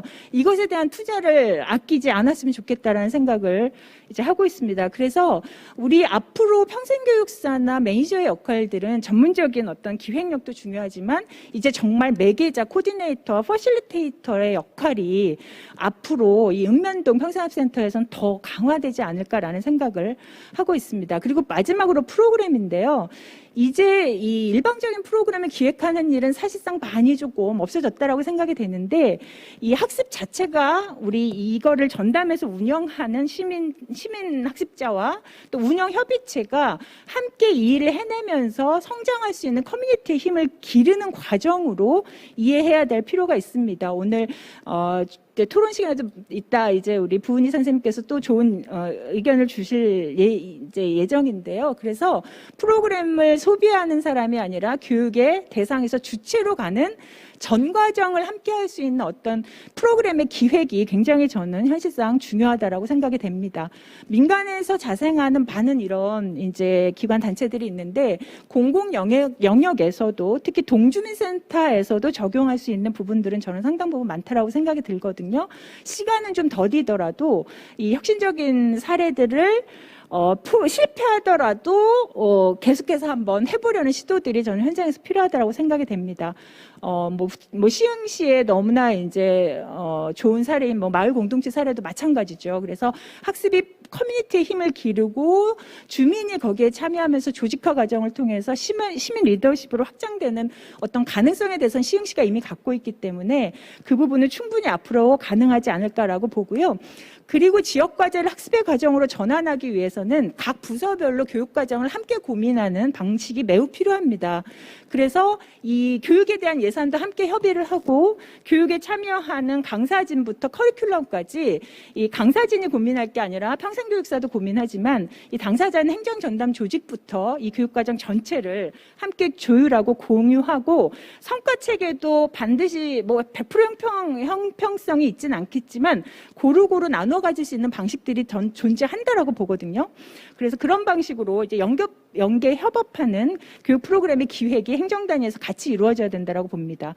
당연히 마을교사, 지역자원 발굴관, 순환 이런 것들은 너무 당연한 얘기고, 그래서 마을 교육 공동체에서 이제 중요한 이슈가 되는 마을을 통한 마을에 관한 마을을 위한 이 학교 교육에 다니는 청소년들을 위한 교육 모토뿐만 아니라 우리가 동평상업센터의 모든 교육에 대한 지향성도 이와 다르지 않다라고 저는 이제 보고 있습니다. 좋은 사례들도 많고요. 그래서 이제 앞으로의 과제들은 굉장히 많지만 거버넌스 육성 초기에 허브 조직의 매개적 역할이 매우 중요합니다. 그래서 정보를 주고받는 거를 넘어서 모임 하나하나 자체가 사회적 어떤 학습의 경험의 장으로 좀 긴 호흡을 가지고 지켜보려는 노력들이 저는 굉장히 필요하다라고 보고요. 거기에 결국은 거버넌스는 사람을 대하는 일이기 때문에 이런 허브 조직의 역할, 다양한 매개 역할, 공론회장을 마련하고 또 그걸 또 다시 선순환시켜서 피드백하는 과정들을 충분히 해낼 때 좀 가능하지 않을까라는 생각을 하고 있고, 그다음에 평생교육 전담 조직의 강력한 이런 읍면동 평사학습 체계를 구축하려는 정책 실행 역량이 반드시 필요하다라고 봅니다. 그래서 아까 이제 우리 최우공 교수님께서 말씀해 주셨기 때문에 그런 부분들은 제가 패스를 하게 될 것 같습니다. 그리고 이제 요거는 읽어보시면 될 것 같고요. 결국은 거버넌스는 참 굉장히 이상적이고 꿈의 대상이지만 실패와 갈등의 모순을 이미 갖고 만나는 것에부터 시작하기 때문에 어쨌든 긴 방향에 있어서 이들의 모임과 공론회장이 사회적 학습의 과정으로 인식될 수 있도록 하는 우리 모두의 노력이 읍면동 평생센터에서 굉장히 주력해야 될 일이 아닌가라는 이야기로 발표를 마치도록 하겠습니다. 감사합니다. 네, 읍면동 평생학습 센터의 기능을 공간과 사람 그리고 프로그램이 만나는 사회적 학습의 중요성을 강조해 주신 이소연 교수님 감사드립니다. 세 번째 주제 발표 이진희 대표님을 모시고 시민 참여와 주도에 의한 학습 마을의 가능성에 대해 듣도록 하겠습니다. 안녕하세요. 방금 소개받은 주민자치와 평생교육 네트워크 이진이라고 합니다. 여러분 반갑습니다. 어떻게 그 유튜브로 실시간 지금 방송이 되고 있는 걸 알고 있는데요. 이 평생교육의 영역에 계신 우리 이 학습자들뿐만 아니라 마을 공동체 영역, 주민자치 영역에서도 얼마나 함께하고 계신지 아주 궁금합니다. 오늘 제가 맡은 주제는 시민 참여와 주도에 의한 학습 마을의 가능성입니다. 여러분 화면에 있는 그림이 보이십니까? 뭐가 보이세요? 싹이 보이시죠? 예. 이미 시흥시에는요 19개 동에 전역에 학습 마을의 싹이 곳곳에 지금 돋았습니다. 네, 중요한 거는 이렇게 돋은 싹이 어떻게 뿌리를 내리고 그다음에 줄기가 올라가고 그리고 잎이 나고 그리고 나중에는 시흥시 전체를 하나의 숲으로 학습 마을이라고 하는 숲으로 만들 수 있을까? 그것이 오늘 제가 여러분들과 함께 나눌 고민의 이야기입니다. 자, 그렇게 하기 위해서는 앞에서도 말씀 주셨지만 기존과는 이제는 다른 그러한 무언가를 이제는 우리가 만들어내고 그 만들어내기 위해서는 함께 고민하는 것에서 함께 답을 찾고 답을 찾은 것을 실천해 나가는 것이 무엇보다 중요하다고 볼 수가 있습니다. 오늘 순서는요, 제가 이제 평생교육과 주민자치 부분에 대해서 계속 얘기가 나왔는데요. 사실은 주민자치라고 하는 부분은요, 우리가 기존에 알고 있는 주민자치위원회나 주민자치회만 하는 건 아니다. 그래서 이제는 그 주민자치는 주민이 주인이 되는 마을을 만들어가는 게 주민자치라고 할 수가 있습니다. 그런 맥락에서 평생교육과 주민자치는 이제 함께 가야 되고요. 사실은 이름은 다르지만 결국에는 마을을 학습 공동체로 만들어서 남녀노소 누구나 행복한 마을을 만들어가는 게 저는 평생교육과 주민자치라고 생각을 합니다.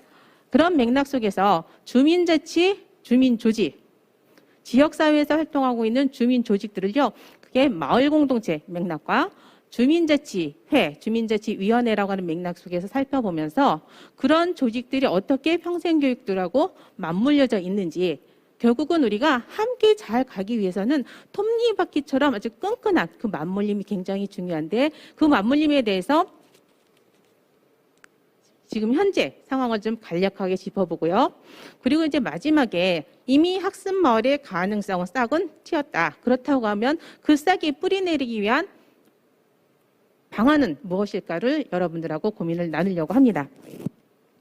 자, 지금의 사회. 저는 학습 마을이 왜 필요한가를 조금 고민을 했습니다. 아마 이 부분은 제가 하나하나 설명을 드리지 않아도 여러분들이 다 공감하는 부분이라고 생각을 합니다. 지금의 사회 굉장히 불안하고 경쟁 사회죠. 그러면서 우리는 인구 절벽, 취업 절벽, 이 양극화 문제, 여러 가지 각종 사회 문제가 증가하고 있습니다. 그런 맥락 속에서 공동체, 안전망, 생태계 붕괴됐다라고 얘기하고 있습니다. 그런 가운데 예상치 못하게 코로나19라고 하는 것이 우리 생활에 아주 깊이 이제 들어왔죠. 뗄래야 뗄 수가 없지 않습니까? 지금 이렇게 마스크를 끼고서 이렇게 말씀을 드리고 있는데 사실은 예전에는 이런 모습 자체가 사실은 예의 바르지 못한 모습이었잖아요. 근데 이제는 이게 일상적인 결국 우리 삶 자체를 뒤흔드는 여러 가지 위기 상황 속에서 그럼에도 불구하고 우리는 지속 가능 발전을 얘기할 수밖에 없습니다. 그러한 지속 가능 발전을 위해서 다시 복원해 이렇게 지역 공동체의 재생과 혁신이다. 결국 커뮤니티 빌딩 그 모습이 학습 마을이다라고 얘기할 수가 있습니다. 그런데 중요한 것은 평생 교육이라고 하는 것과 개인 간의 만남은요, 사실은 평생교육의 제도화 과정을 거치면서 굉장히 비교적 활발하게 진행이 되고 있습니다. 평생학습의 개별화 차원에서는 평생학습을 통해서 개인들은 성장하고 삶의 질을 상당히 많이 향상시키고 있죠. 그런데 이제 중요한 건 저희가 좀 살펴봐야 될 거는 그 학습과 과연 지역사회와의 만남은 어떠한가를 보면 아직까지는 평생교육 영역에서 그 만남을 만들어내기 위한 것이 주요한 과제라고 할 수가 있습니다. 이 문제는요, 평생교육 영역만의 문제는 아니라는 거예요. 이것은 최근에 모든 영역에서 학습을 매개로 해서 지역 공동체를 재생하고 회복시키려고 하는 것은 모든 영역에서의 꿈이라고 얘기할 수가 있습니다.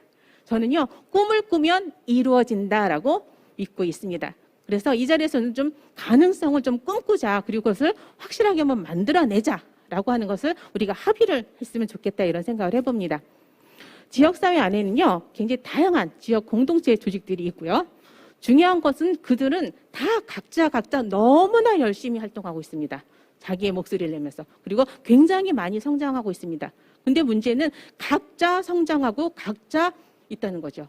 그래서 중요한 것은 그들의 만남과 연결이 필요하다. 그렇게 만남과 연결을 해줄 수 있는 장이 학습마을이다라고 생각을 하고 있습니다. 그래서 학습마을의 가능성, 결국 이제 가능성이라고 하는 것은 이제 뿌리내리인데요. 그것을 위한 몇 가지 화두를 던져보고 싶습니다. 사실은 학습마을을 만들어가는 주체가 누구냐? 민이냐, 관이냐? 아니면 민관 모두냐? 그리고 학습마을은 꼭 시민이 참여하고 주도해야 하냐? 그리고 그것이 가능하냐? 가능하다면 어떻게 할 수 있느냐? 지금의 입장에서는 민과 관이 함께 갈 수밖에 없다라고 저는 생각을 합니다. 왜냐하면 아직까지 민의 입장에서 자치성, 자생성 부분이 뿌리내리가 아직까지 안 되기 때문에 우리가 왜 싹이 난 다음에 그게 정식으로 꽃이 되고 나무가 되기 위해서는 물을 줘야 되거든요. 중요한 것은 물을 줄 때도 너무 많이 주면 결국 뿌리가 썩어서 죽어버려요. 그러한 어떤 적절한 조정이 지금의 시점에서는 굉장히 필요하지 않나, 이런 생각을 해봅니다. 자, 평생교육과 주민자치는 앞에 제가 모두에서 말씀드렸던 것처럼 평생교육에 있어서 궁극적인 비전, 네트워킹 학습 공동체라고 얘기를 합니다. 그래서 이렇게 얘기하죠. 언제 어디서나 누구나 원하는 학습을 즐길 수 있는 마을, 도시, 국가라고 얘기합니다. 이 지점에서 우리가 과연 언제 어디서나 누구나 원하는 학습을 즐길 수 있는 그 마을, 그게 바로 학습 마을이죠. 그 학습 마을을 지역 시민에 의해서, 지역 시민을 위해서, 지역 시민이 이끌어가는 그 모습이 바로 주민자치와 맞닿는 모습이라고 저는 생각을 하고 있습니다. 그런 맥락 속에서 주민자치와 평생교육은 왜? 평생교육의 장이든 주민자치의 장이든 그 안에 누가 있어요? 지역 안에서 주민들이 있다는 거죠. 그 주민이 이제는 학습의 영역이든 활동의 영역이든 이제는 주체로서, 주인으로서의 역량을 가져야 한다라고 생각을 하고 있습니다. 자, 그렇다고 하면 주민자치의 영역에 있어서 주민 조직과 그들의 활동 공간에 대해서 간단 좀 짚어볼게요.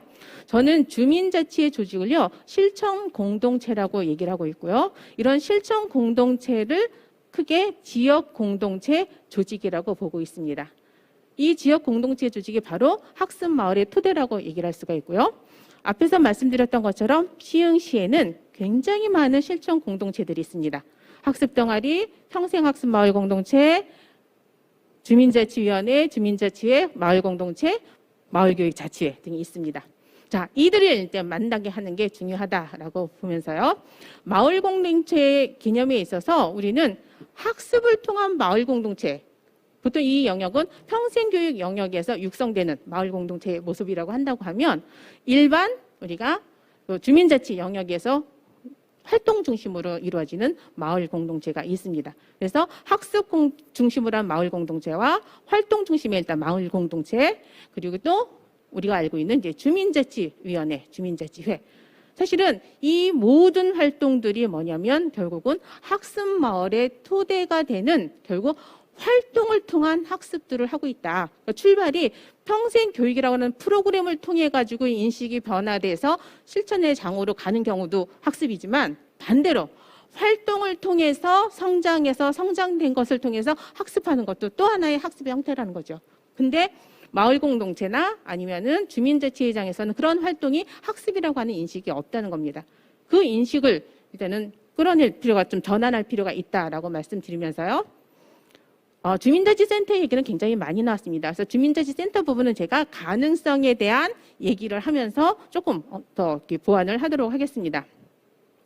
자, 학습마을의 가능성. 결국 이제 저도 이제 협력적 거버넌스 그러면서 평생학습 설계에 대한 것을 조금 제안을 하려고 합니다.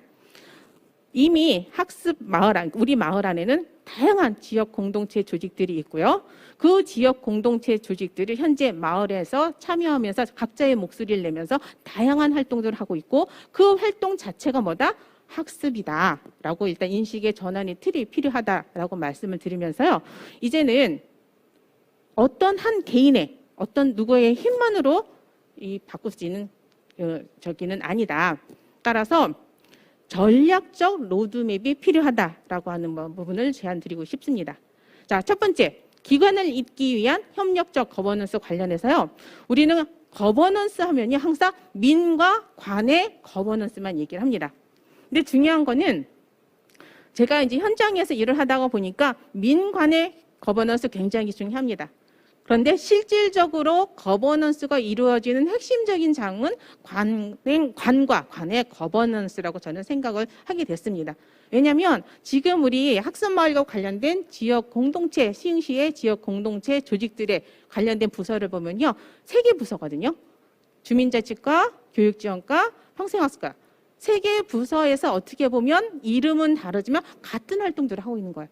그러다 보니까 시너지 효과 부분에 있어서 상당히 약합니다. 그래서 그런 관관의 거버넌스가 일단은 중요하다. 그 거버넌스를 만들기 위해서는 단체장의 의지가 일단 중요하고요. 뭔가 총괄할 수 있는 뭔가 시스템이 필요하다. 무슨 정책관이든 어떤 형태로든 바로 단체장, 시장님, 산하, 직속 산하래. 그래서 전체를 전력적으로 구상할 수 있는 게 필요하다라고 말씀을 드리고요. 민관에 있어서는요, 어느 순간에 사실은 우리 많은 부분들이 관이 주도하고 있습니다. 그러니까 관도 너무 힘들어요. 민의 입장에서는 우리가 해왔던 것들을 어느 순간에는 이제 관이 다 하고 우리는 보조 사업만 하는 그런 어떤 객체적인 그런 입장에 많이 빠지게 됩니다. 그래서 이제는 민과 관의 역할을 명료하게 하는 작업이 필요하다라고 하는 부분을 말씀드리고 싶고요. 그 다음에 있어서는 평생학습 설계하고 관련해서요. 저는 주민자치센터, 아까 지금 다 말씀하시는 그 과정 속에 평생교육사 배치를 얘기하고 있거든요. 저도 평생교육사 배치를 사실은 주장을 합니다. 그런데 중요한 거는 기존에 양성되었던 평생교육사 분들께서는 뭐 이걸 다라고 저기 전체다라고 얘기하기는 어렵지만 사실 마을에 대한 어떤 인식, 마을에 대한 관심을 갖는 부분에 있어서는 굉장히 좀 약하다라고 할 수가 있습니다. 그래서 마을 친화적인 그러한 역량을 키울 수 있는 시흥시의 평생교육사에 대한 재교육이 저는 필요하다라고 말씀을 드리고요. 그 다음에 또 하나는 주민자치센터 안에 있는 여러 가지 이제 프로그램들에 참여하고 있는 분들을 학습 동아리로 조직하는 작업. 사실은 주민자치센터에서 프로그램은요, 그냥 프로그램으로 끝나지 학습 동아리로 연계되는 경우가 많지 않습니다. 그분들을 학습마을의 씨앗으로 만드는 작업이 필요하고요. 그 다음에는 이제 누구나 가르치고 누구나 배우는 시스템 장착이라고 제가 말씀을 드렸는데, 이 부분에 있어서는 사실은 활동 중심으로 출발하신 분들, 예를 들어서 마을 공동체 조직들 또는 주민자치, 그러면 그분들은요, 실제 마을에 대한 어떤 경험 속에서 마을에 대한 전문성, 뭔가를 마을 의제를 찾아내는 그런 부분들, 이런 부분들에 대한 경험을 통한 학습이 굉장히 잘 되어 있습니다. 그런 분들의 어떤 이 경험들을 나누는 작업. 그래서 아까 우리 홍숙희 이 실장님께서 참여 트랙을 말씀하셨어요. 참여 트랙이 사실은 지금 잘 없습니다. 그 참여 트랙을 만들 필요가 있고요.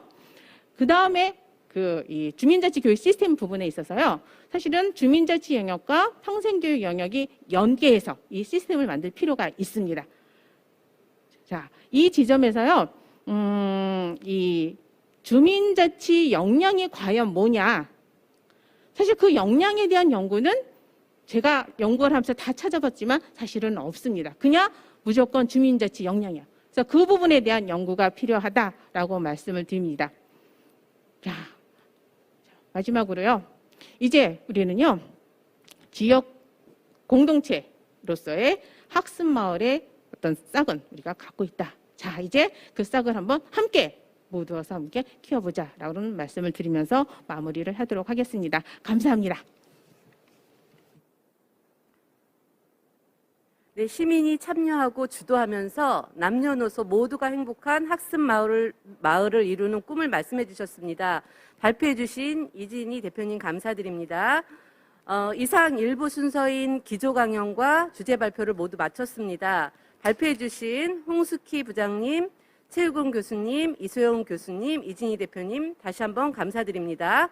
이분은 사전 신청 접수된 질문과 지금 이 시간 실시간으로 유튜브 스트리밍에서 남긴 다양한 질문을 취합해서요. 토론자분들께 질의하고 답하는 시간으로 마련했습니다. 선정된 질문은 이후에 기프티콘과 기념품을 선물로 드릴 예정입니다. 계속 다양한 질문과 따뜻한 응원의 댓글 남겨주시길 부탁드립니다. 2부 순서는 자장으로 한국평생교육총연합회 신민선 회장님을 모십니다. 토론자로 청소년과 나란히 부은희 이사장님, 당진시청 박진희 평생교육사님, 느티나무 도서관 박영숙 관장님을 모시고 토론의 장을 펼치겠습니다. 기대해 주시고 일부 사회 저는 한희자였습니다. 감사합니다.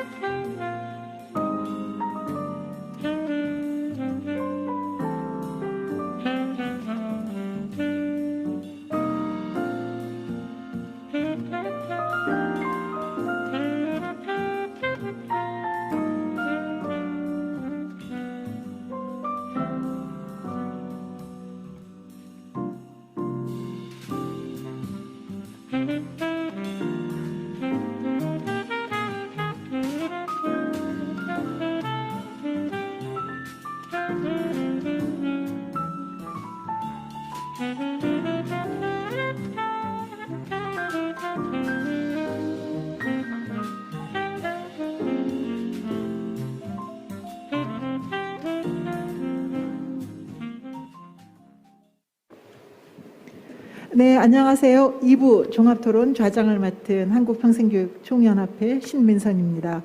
평생학습 거버넌스 왜 시민에게 필요한가라는 주제에 따라 기조 강연과 또 세 분의 발표 내용 잘 들었습니다. 지금부터는 주제 발표에 맞춰서 세 분의 토론자님의 지정 토론 시간과 질의응답 시간을 갖도록 하겠습니다. 우선 지정 토론 시간은 각 토론자별 7분의 시간을 드리도록 하겠습니다. 이후 사정 신청하신 그 접수된 질문과 또 실시간 유튜브 스트리밍에 남긴 질문에 대한 자유 토론 시간을 약 15분간 모든 발표자분들과 함께 갖도록 하겠습니다. 이 점 참고해 주시면 감사하겠습니다. 그럼 첫 번째 지정 토론 들어가도록 하겠습니다. 행정적 지원 체계에 대한 토론은 청소년과 나란히 부은희 이사장님이 먼저 말씀해 주시겠습니다. 네, 안녕하세요. 네, 서다버디비 청소년과 나란히 운영하고 있는 부은희라고 합니다. 오늘 평생학습의 체계 얘기를 하면서 제가 그 지역에서 평생학습의 주체이기도 하고 그리고 관과민의 거버넌스의 중간 매개자 역할을 하는 사람으로서 제가 요즘 갖고 있는 고민을 오늘 토론회 때 얘기를 좀 나눠보고 싶었어요. 첫 번째는 관이나 민이나 이 평생학습의 체계를 얘기할 때 과연 지역에 대해서 얼마나 아는 사람들이 이 체계를 얘기할까 싶어요. 어떻게 보면은 관은 본인들이 이해하는 수준에서 지역을 얘기하고 민 또한 관의 행정 체계를 잘 이해 못하고 본인이 알고 있는 정도의 수준에서 얘기를 합니다. 그러다 보니까 관도 민도 서로를 지역의 사람으로 이해하거나 지역을 말하기보다는 관의 행정체계를 민이 모른다. 민은 관의 행정체계를 경험하지 못했다. 또 이해가 부족하다. 뭐 이렇게 서로 간에 관계 설정을 하고 있는 듯합니다. 두 번째는 거버넌스라고 하면 관과 민은 무슨 역할을 했을까요? 저는 관은 계속 인원수 체크를 했던 것 같아요. 예. 그리고 참여하는 인원수가 민간 사람이 몇 명이 왔느냐 이런 걸 체크했던 것 같고, 민간은 내가 프로그램에 참여하는 강사 또는 참여자 뭐 이런 사람, 그리고 관을 바라볼 때 관리자 정도로 서로의 역할을 이해하고 있는 것 같습니다. 그리고 저희가 이제 지역의 민간의 학습 체계를 만들어 나가는 사람들을 보면 이 공공성이라는 부분을 가끔 놓칠 때가 있습니다. 누구나 배울 수 있다는 이유로 어떻게 보면 시간과 공간이 주어지고 있는 게 권리이기도 하지만, 사실 그 공간에 참여하는 우리 모두가 공공성을 갖고 이것을 다른 사람들하고도 잘 나누겠다는 마음을 가져야 되잖아요. 근데 본인이 원하는 시간대 또는 본인이 원하는 공간에 주어지지 않으면 이제 그게 민원이 되기도 하는 이제 이런 방식도 사실 왕왕 있습니다. 어떻게 보면 공공이 갖고 있는 행정 체계가 민간이 원하는 거를 모두 다 받쳐줘야 되는 건 아닌 것 같고요. 그렇다고 민간이 오로지 공공이 기획된 그 자리에 나타나야만 되는 사람들은 아닌 것 같아요. 그러면 지역의 학습 체계는 좀 공공성을 담보한 과정 설계로 만들어져야 되는 거 아닌가 싶습니다. 저는 공공에 일하시는 공무원도 또 민간에 있는 사람들도 어떻게 보면 지역의 평생학습의 이 실천가로 그 양성되는 과정에 같이 만들어야 된다고 생각을 합니다. 일컨대 저희가 워크숍을 한번 해도 제 노원 지역에 있는 공공에 있는 공무원들은 민간에 있는 분들하고 연대해서 같이 워크숍을 가요. 꼭 한 차에 같이 타고 갑니다. 이런 것이 아마 저희가 해야 되는 평생학습 체계에서 만들어야 되는 공공과 민간이 연합한 실천가 과정이 아닌가 싶고요. 두 번째는 이게 저희가 이제 평생학습을 이 지역 학습 체계로 운영하다 보면 이 운영을 같이 하고는 민간이나 공공이나 인정이 잘 안 될 때가 있어요. 참여자라고만 생각하니까 그런 것 같아요. 그래서 이게 실천 인증을 어떻게 할 것인가, 이게 필요하다고 봅니다. 세 번째는 제가 이제 뒤에 사례에 그 찻동 추진단을 했던 찾아가는 동주민센터 모델 사업을 했던 사례를 하나 넣었는데, 이유는 뭐냐면 아마 이 동단위의 평생학습 협의체를 구성해서 운영했던 것은 동학습 전문가를 배치하는 것보다 더 우선해야 되는 일인 것 같아요. 협의체를 경험한 경력이 좀 짧다, 평생학습 체계가. 그래서 이것을 동단위에서 충분히 해보는 경험을 주민들이나 또는 실천가들이나 또는 관도 해봄직하다. 그게 사실 의견 수렴의 통로가 돼야 되는데 그 통로의 역할을 만드는데 조금 미흡하지 않았나 싶습니다. 세 번째는 인력풀을 만드는 일인데요. 저희는 평생학습을 굉장히 오랫동안 민간에서 해왔습니다. 근데 이 민간에서 해왔던 이 주민들이 본인이 이 평생학습을 하고 있는 주체라는 걸 아직 인식을 못해요. 왜 그럴까요? 인식을 준 적이 없다는 거죠. 이 인식을 주는 과정이 제가 보기에는 동평생 활동가 이런 방식의 어떤 명칭, 지정 또는 인식하는 과정, 이런 것이 아닐까 싶습니다. 마지막으로 저희가 주민들이 이 동평생 학습 체제를 만든다 그러면 관하고 좀 대응할 만 해줘야 되잖아요. 근데 관하고 대응하려면요, 관이 갖고 있는 가장 핵심을 알고 있어야 돼요. 그게 바로 조례입니다. 근데 이 학습을 하고 있는 학습의 주체들이 이 조례를 연구할 줄 알거나 조례를 바라볼 줄 알아야 되거든요. 그리고 그것을 활용할 수 있어야 되고, 이걸 갖고 관에 있는 공무원들하고 회의를 할 줄 알아야 돼요. 근데 이 지역의 동네에 대한 연구 활동을 사실 평생학습 체계에서 갖고 있질 않는 것 같아요. 경험해보지 않았다고 표현하는 게 맞을까요? 그래서 저는 뭐 뒤에 제가 공공데이터 활용하는 방법, 이게 저희 시민자치 플러스에서 했던 활동들이에요. 그리고 저희 학습 공동체가 하는 일들이 항상 하는 일이 조례 분석이에요. 어느 군이 있더라 없더라. 이런 일들은 아주 뭐 바로 어떤 프로그램으로 나오는 일은 아니지만 주민들이 또는 평생학습을 실천하는 실천가들이 또는 관이 가장 기본적으로 지역에 대해서 아는 것, 지역에 대한 어떤 규정을 무엇으로 하고 있는지를 발현할 수 있는 거, 발의할 수 있는 거, 의견을 낼 수 있는 거, 이게 행정체계와 학습체계가 같이 가는 민간 거버넌스에서 가장 핵심이 아닐까 하는 생각을 해봅니다. 오늘 그 토론, 주제를 발표하신 우리 교수님의 말씀처럼 어떻게 보면 거버넌스는 모든 것의 핵심이기도 하지만 사실 거버넌스의 핵심은 주민이 주체가 되는, 거버넌스의 주체가 되는 거라고 말씀드리고 싶습니다. 네. 네, 청소년과 나란히 부은희 이사장님의 지정 토론이었습니다. 아무래도 오랫동안의 지역에서 지역 활동가로 또 활동을 하셨기 때문에 이번에 이 행정 체계에 관련된 아주 깊은 내용의 그 토론을 하신 걸로 저는 해석이 됐습니다. 무엇보다도 얼마나 우리가 지역을 알고 있는가라는 질문에 대해서 우리가 생각해 볼 수 있는 시간이었고, 또한 우리가 얼마나 공공성을 인식하고 있는가라는 또 질문도 그 부분에 대한 생각을 좀 머물게 했습니다. 무엇보다도 학습자와 참여자를 동일시하게 보는 이런 관점에서 얼마나 이 학습자가 지역의 주체가 되어야 하는가, 그렇다면 무엇보다도 이 거버넌스에 대한 경험 학습이 굉장히 중요한 부분이구나라는 그런 생각을 하게 됐습니다. 네, 좋은 토론해 주신 청소년과 나란히 부은희 이사장님께 감사드립니다. 네, 다음은 읍면동 평생학습센터 체계의 기능과 역할에 대한 토론 들어가도록 하겠습니다. 당진시청의 박진희 평생교육사님 모시도록 하겠습니다. 네, 안녕하세요. 읍면동 평생학센터의 기능과 역할의 토론자를 맡게 된 당진시청의 평생교육사 박진희입니다. 우선 저는 지자체에 소속되어서 평생교육사로 일해오면서 읍면동 평생학센터에 대한 많은 고민들을 해왔습니다. 특히 주민자치부서와의 지속적인 협력체계 구축을 통해서 읍면동 평생학센터를 구축을 하게 되었는데요. 지역마다 처해진 상황도 다르고 여건도 다르지만 거버넌스라는 부분에 있어서만큼은 지역은 상황이 비슷하다라고 저는 생각을 합니다.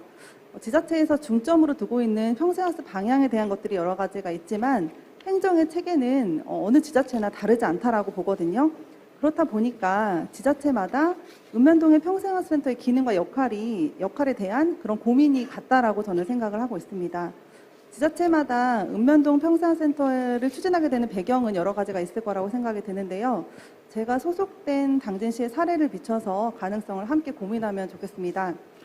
먼저 제가 소속된 당진시는 다른 지자체와 마찬가지로 읍면동의 평생교육의 역할이 없었습니다. 평생학습 부서에서 마을로 직접 행해지는 그런 방식이었고, 다만 주민자치센터를 통해서 평생교육을 제공하고 있는 것이 읍면동 평생교육의 역할의 전부였습니다. 평생교육 관점에서는 매우 아쉬우면서도 또 기회의 요인이 되기도 했는데요. 일반 행정체계 같은 경우에는 국가에서 광역시도, 지자체, 읍면동, 마을로 이어지는 그런 체계가 이제 자리 잡혀져 있는데, 평생교육 분야에 있어서는 그 역할이 없다는 것, 읍면동의 역할이 부재하다는 것에 저희가 이제 인식을 하게 되었고, 그로 인해서 이제 읍면동의 역할을, 평생교육에 대한 역할을 한번 만들어 보자라는 취지에서 시작을 하게 되었습니다. 이미 앞에 발표에서도 말씀을 해주셨듯이 읍면동은 주민생활권 단위에서 주민들이 쉽게 다가갈 수 있는 거리에 있는 공적 학습 공간인데 역할과 기능이 없는 것이 너무 아쉬웠거든요. 그래서 이제 평생교육 실무협의회의 안건으로 이제 채택을 해서 여러 차례 회의를 거쳐서 이제 읍면동 주민자치 담당자들과도 지속적인 소통을 하게 되었고, 그로 인해서 방향성을 또 찾게 되었습니다. 이것이 바로 평생교육에서 추진했던 그런 거버넌스가 아니었을까? 이게 네트워크가 아니었을까라는 생각이 드는데요. 어떠한 정책을 결정을 하기까지 실무에서 충분히 논의된 다음에 그 다음에 정책을 만들고 실행을 하는 그런 것들이 이제 매우 중요하다라는 것을 느끼게 되는 사업이었고요. 이로 인해서 읍면동에는 평생교육 업무를 일부를 이관하게 되는 계획을 하게 되었고 또 실행을 하게 되었습니다. 2019년 1월부터 저희는 읍면동에서 평생교육 업무를 신설하게 되었고, 물론 지속적으로 논의해오고 방향도 모색을 해왔지만 실행하면서 갈등이 발생되기도 하고 또 사업의 운영에 위기가 처해지는 그런 시기도 이제 발생을 했습니다만, 정책이 자리 잡기까지 당연하게 생겨나는 그런 갈등이라 생각을 하고 꾸준히 지속적으로 협력해 나갔던 부분이 있었습니다. 읍면동이 이제 평생학습의 역할이 부재하다는 것이 읍면동의 평생학습에 업무가 없다는 것이거든요. 일이 없다는 것이기 때문에 그것이 원인이라 분석을 했고, 또 읍면동의 업무가 신설이 되면 읍면동에서도 평생교육의 기능과 역할이 자연스럽게 생겨날 것이다. 그리고 관심을 갖게 될 것이다. 이렇게 생각을 하게 됐습니다. 그래서 읍면동에서는 어떤 평생학습에 대한 상담, 안내, 그리고 신청 접수, 그리고 운영 관리에 대한 역할을 하게 되었고, 시평생학습 부서에서는 이러한 내용들에 대한 총괄 계획을 수립을 하고, 또 예산을 수립하고 배정하고, 그리고 운영 관리를 하고, 또 읍면동 담당자들의 그런 직무 교육이나 이제 평생교육 강사에 대한 그런 총괄적인 관리를 하는 그런 역할을 하게 되었는데요. 의미 있는 부분은 행정기구와 정원 운영에 관한 조례라는 것이 있습니다. 이제 지역마다 있을 텐데요. 여기 시행규칙에는 읍면동의 사무분장이 들어가 있습니다. 저희 지역 같은 경우는 2019년 12월에 이제 시행규칙이 개정이 되면서 읍면동 사무분장에 평생교육이 추가되는 그런 성과가 있었는데요. 이제 업무만 내려가는 것이 아니라 이제 규정이 생김으로써 뭐 일반직 공무원이 근무를 하더라도 바뀌지 않는 것. 우리가 왜 읍면동에서 이런 역할을 해야 되나, 이런 역할을 왜 해야 되는지 이거를 이해하고 인식할 수 있도록 하기 위한 그런 조치였다라고 볼 수 있을 것 같습니다. 이렇게 저희는 읍면동의 평생교육의 역할이 이제 부여되면서 읍면동 담당자들과 소통을 하고 또 교류를 하게 되는 역할들을 해왔는데요. 현재는 읍면동 주민자치센터를 평생학센터로 지정을 하였고, 또 읍면동별로 주민자치와 평생학습을 담당하는 전담 인력을 임기제 공무원으로 채용해서 한 명씩 배치를 해놓은 상태입니다. 또 그들은 고유의 업무로서 주민자치와 평생학습 두 가지 업무를 담당하고 있고, 또 그들을 돕는 평생학습 매니저들이 다 배치가 되어 있습니다. 읍면동별 평생학습 협의회가 또 조직이 되어 있는데요. 이 전담 인력들이 이 협의회를 운영을 해 나가는데 구성을 할 때도 지역마다 좀 특성이 다릅니다. 어떤 데는 대학교가 있는 지역도 있고, 어디는 또 뭐 농촌만 있는 곳도 있잖아요. 그래서 그런 거를 통해서 그 지역의 특성과 그런 거를 이제 확인을 해서 읍면동별 협의회를 지속해서 운영을 해 나가고 있고, 또 저희가 이제 하나의 과제라고 하면 여기도 혁신교육지구가 있지만 충남에는 행복교육지구라고 불리고 있는데요. 저희가 이제 뭐 평생학습과 주민자치는 어느 정도 협력이 됐다라고 생각을 하지만 현재 교육자치에서는 아직 협력이 좀 아직 안 되고 있는 부분이 있다라고 생각을 해서 저희가 읍면동 단위 협의회를 구성을 할 때 평생학습과 주민자치, 교육자치까지 함께 하는 그런 협의회를 구성을 해서 읍면동 단위의 그런 협의체를 만들어 나가는 것이 매우 중요하겠다라는 고민을 하고 있습니다. 저는 이제 시흥시 같은 경우는 또 혁신교육지구가 활발하게 운영이 되고 있고, 또 마을교육 공동체가 활성화되어 있는 지역이잖아요. 그리고 평생교육 네트워크라는 걸로 이제 평생학습 대상을 또 수상하기도 한 도시인데, 정말 민관 협력이 잘 되어 있는 지역이라고 생각을 합니다. 이미 뭐 시흥시는 뭐 잘하고 있지만 관과 관의, 아까 이진희 교수님께서도 말씀해 주신 대로 관과 관의 협력이 되게 중요하다라고 생각을 하거든요. 그러니까 민관은 너무 협력이 잘 되어 있지만 주민자치, 교육자치, 평생학습이 함께 협력해 나가는 그런 네트워크가 되게 중요하다라고 생각을 하고요. 평생학습을 통해서 지역 실천가를 양성하고, 또 그들이 주민자치나 교육자치에서 실천활동을 하면서 그렇게 시민들이 양성해 나가고 또 성장해 나갈 수 있는 그런 기회가 될 것이라고 생각을 하고요. 또 이게 말로는 너무 쉽고 누구나 할 수 있을 것처럼 생각이 들지만 매우 어려운 문제입니다. 또 여기에서 평생교육사의 역할이 매우 중요하다라고 저는 생각을 하는데요. 우리가 하고 있는 그런 평생교육만 바라보고 하는 것이 아니라 주민자치, 교육자치와 함께 협력해서 거버넌스를 통해서 평생교육 전달 체계를 구축해 나가는 것이 매우 중요한 과제라고 생각합니다. 이상입니다. 네. 읍면동 평생학습센터 체계의 기능과 역할에 관한 토론이었는데요. 당진시의 사례에 매우 주목하고 싶다는 생각이 들었습니다. 우리가 오래전에 평생교육 플러스 주민자치라는 제목의 세미나를 한 적이 있었는데 그것이 바로 지금 실현이 되고 있구나 라는 생각을 하게 됐습니다. 무엇보다도 그 사무분장에 평생교육에 관한 업무가 또 들어갔고, 또 전담 인력을 배치를 했고, 또한 혁신지구와 더불어서 교육자치까지 함께 협업할 수 있는 체계를 만들어가고 있는 것을 보면서 당진의 사례가 전국적으로 또 확장될 수 있는 그런 시간이 또 마련되면 좋겠다라는 생각을 하게 됐습니다. 좋은 토론 해주신 당진시청의 박진희 평생교육사님 감사합니다. 네, 그러면 다음 마지막 토론 들어가도록 하겠습니다. 이번에는 시민 주도의 학습마을 가능성에 대한 토론입니다. 느티나무 도서관의 박영숙 관장님 모시겠습니다.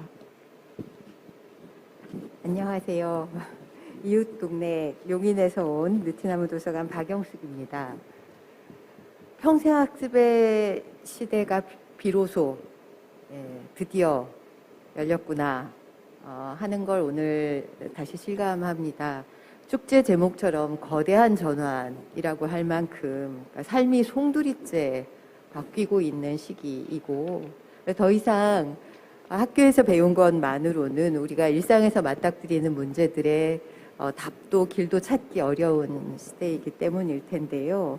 오늘 쭉 강의와 발제를 들으면서 그런 사회적인 요구에 평생학습이 어떻게 답을 할지 또 지금 무엇을 하고 있는지를 다시 돌아보고 또 길을 찾아가야겠구나 하는 생각이 들었습니다.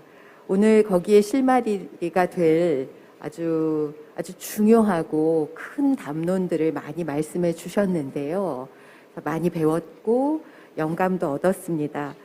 저는 개인적으로는 22년째 사립 도서관을 만들고 운영하면서 평생학습을 사실 하루하루 평생학습의 현장을 만나고 있다고 할 수 있는데요. 그 경험을 그냥 살려서 조금 몇 가지 제안을 드리고 싶습니다. 무엇보다 거듭 말씀해 주신 것처럼 내 삶의 문제에서 출발하면 좋겠습니다. 저희도 도서관도 같은 고민입니다.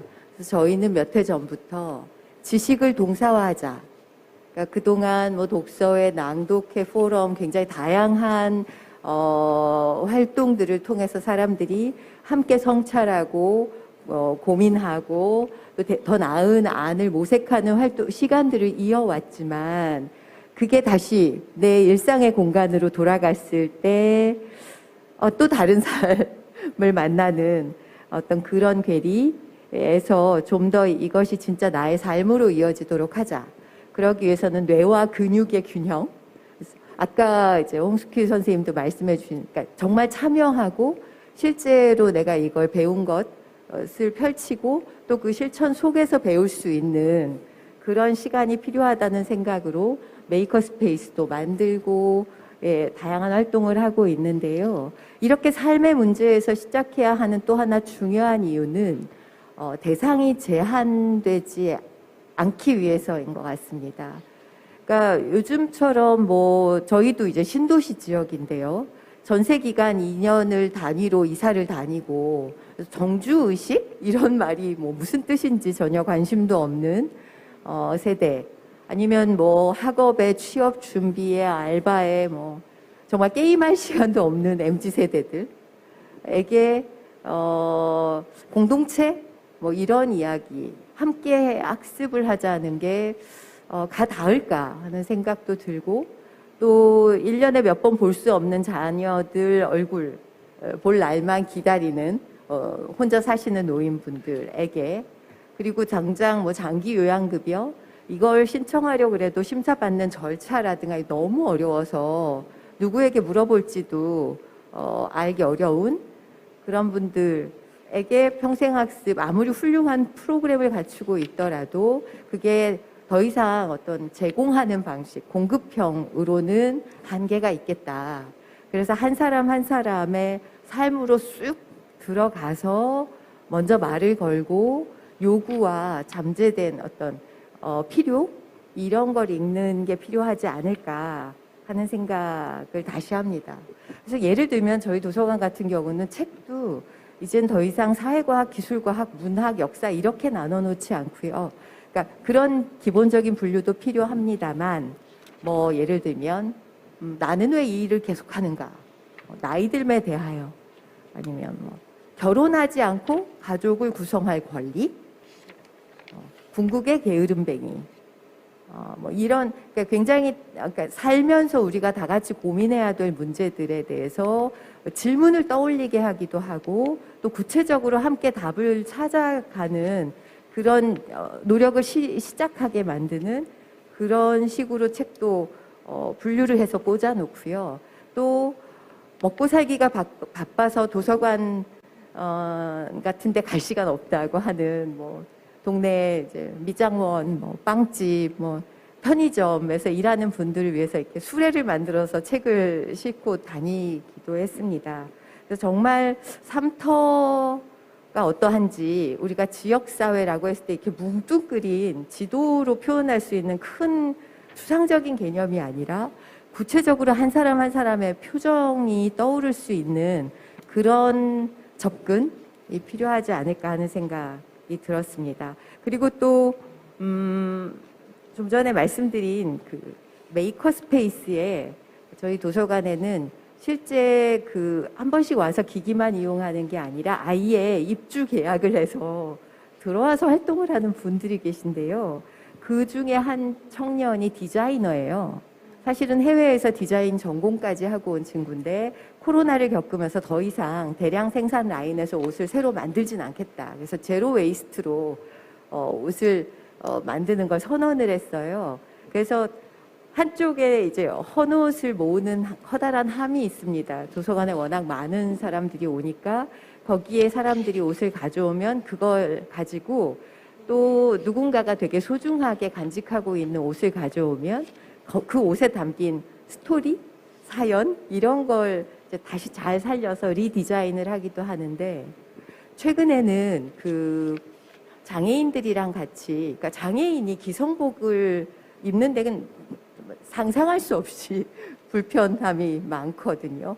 근데 그 장애인들하고 같이 패션쇼를 준비하고 있어요. 그러니까 원래 기성복을 다시 어떻게 새롭게 맞춰서 그 본인들의 체형에 맞게 디자인 핏을 살리기도 하고 기능적인 부분들을 잘 보완하기도 하는 그런 시도를 하고 있는데 그 과정에서 저희가 정말 상호작용의 힘이라는 게 중요하다는 걸 배우고 있습니다.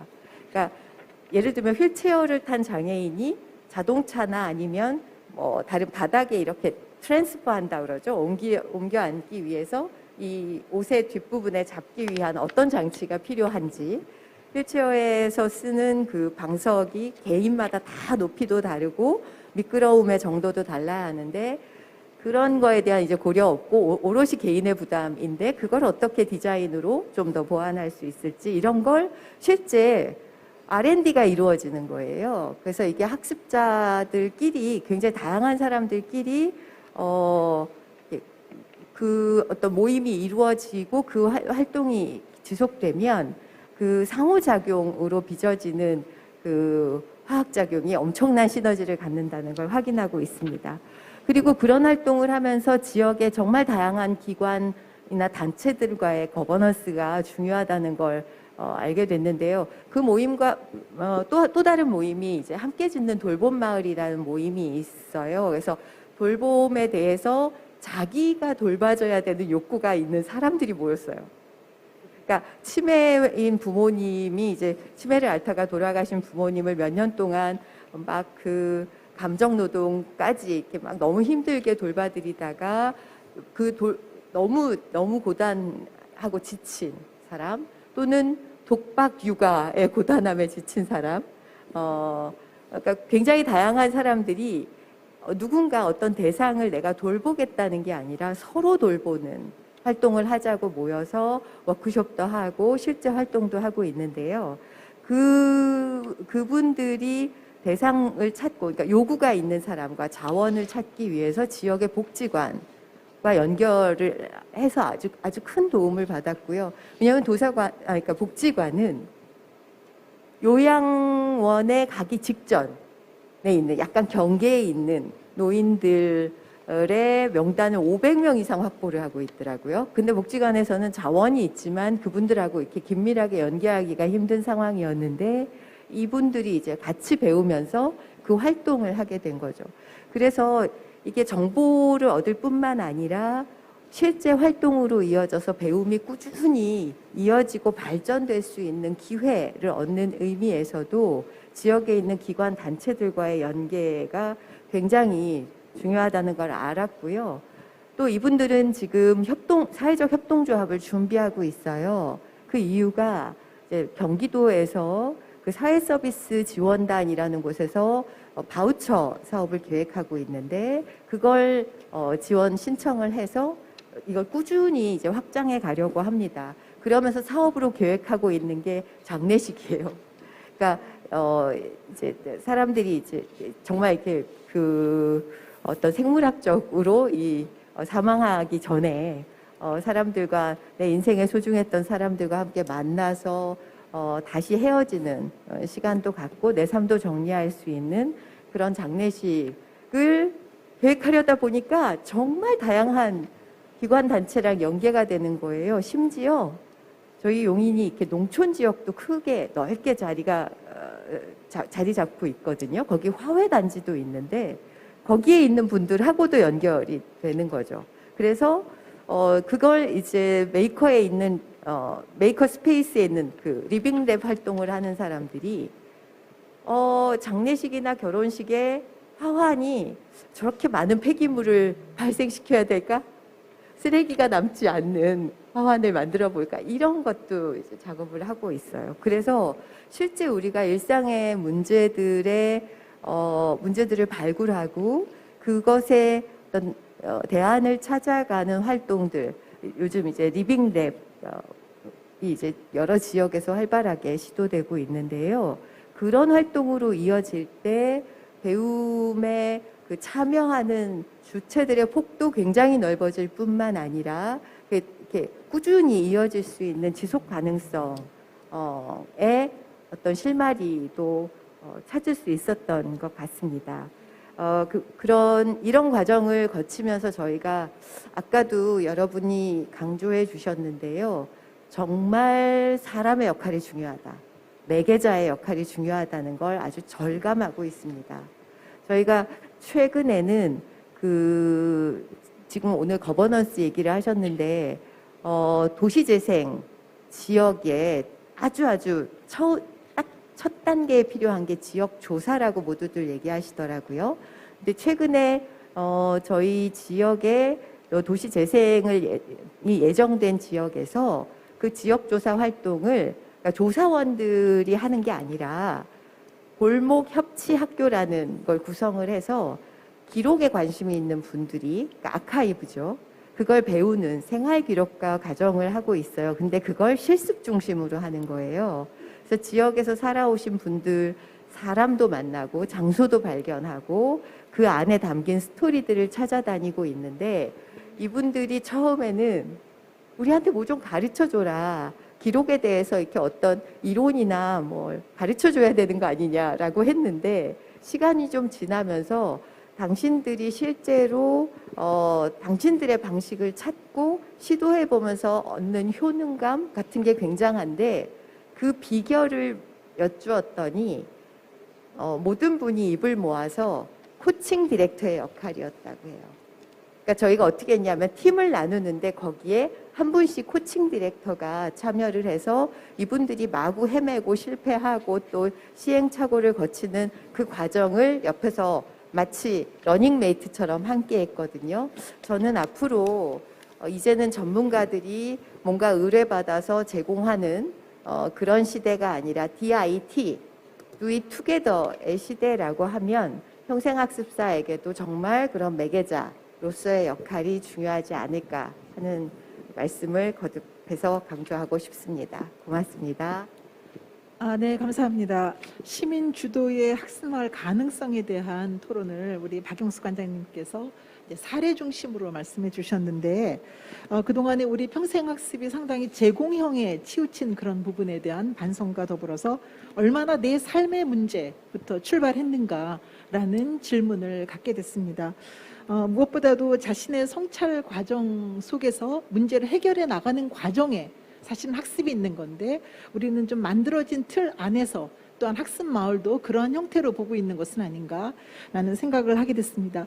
좀 긴 시간을 좀 드려야 되는데 짧은 시간 드려서 너무 죄송합니다. 네, 그래도 시간이 좀 주어져 있기 때문에 우리가 좀 가급적 시간 안에 좀 마치는 좀 목표를 갖고 우리 종합 토론 들어가도록 하겠습니다.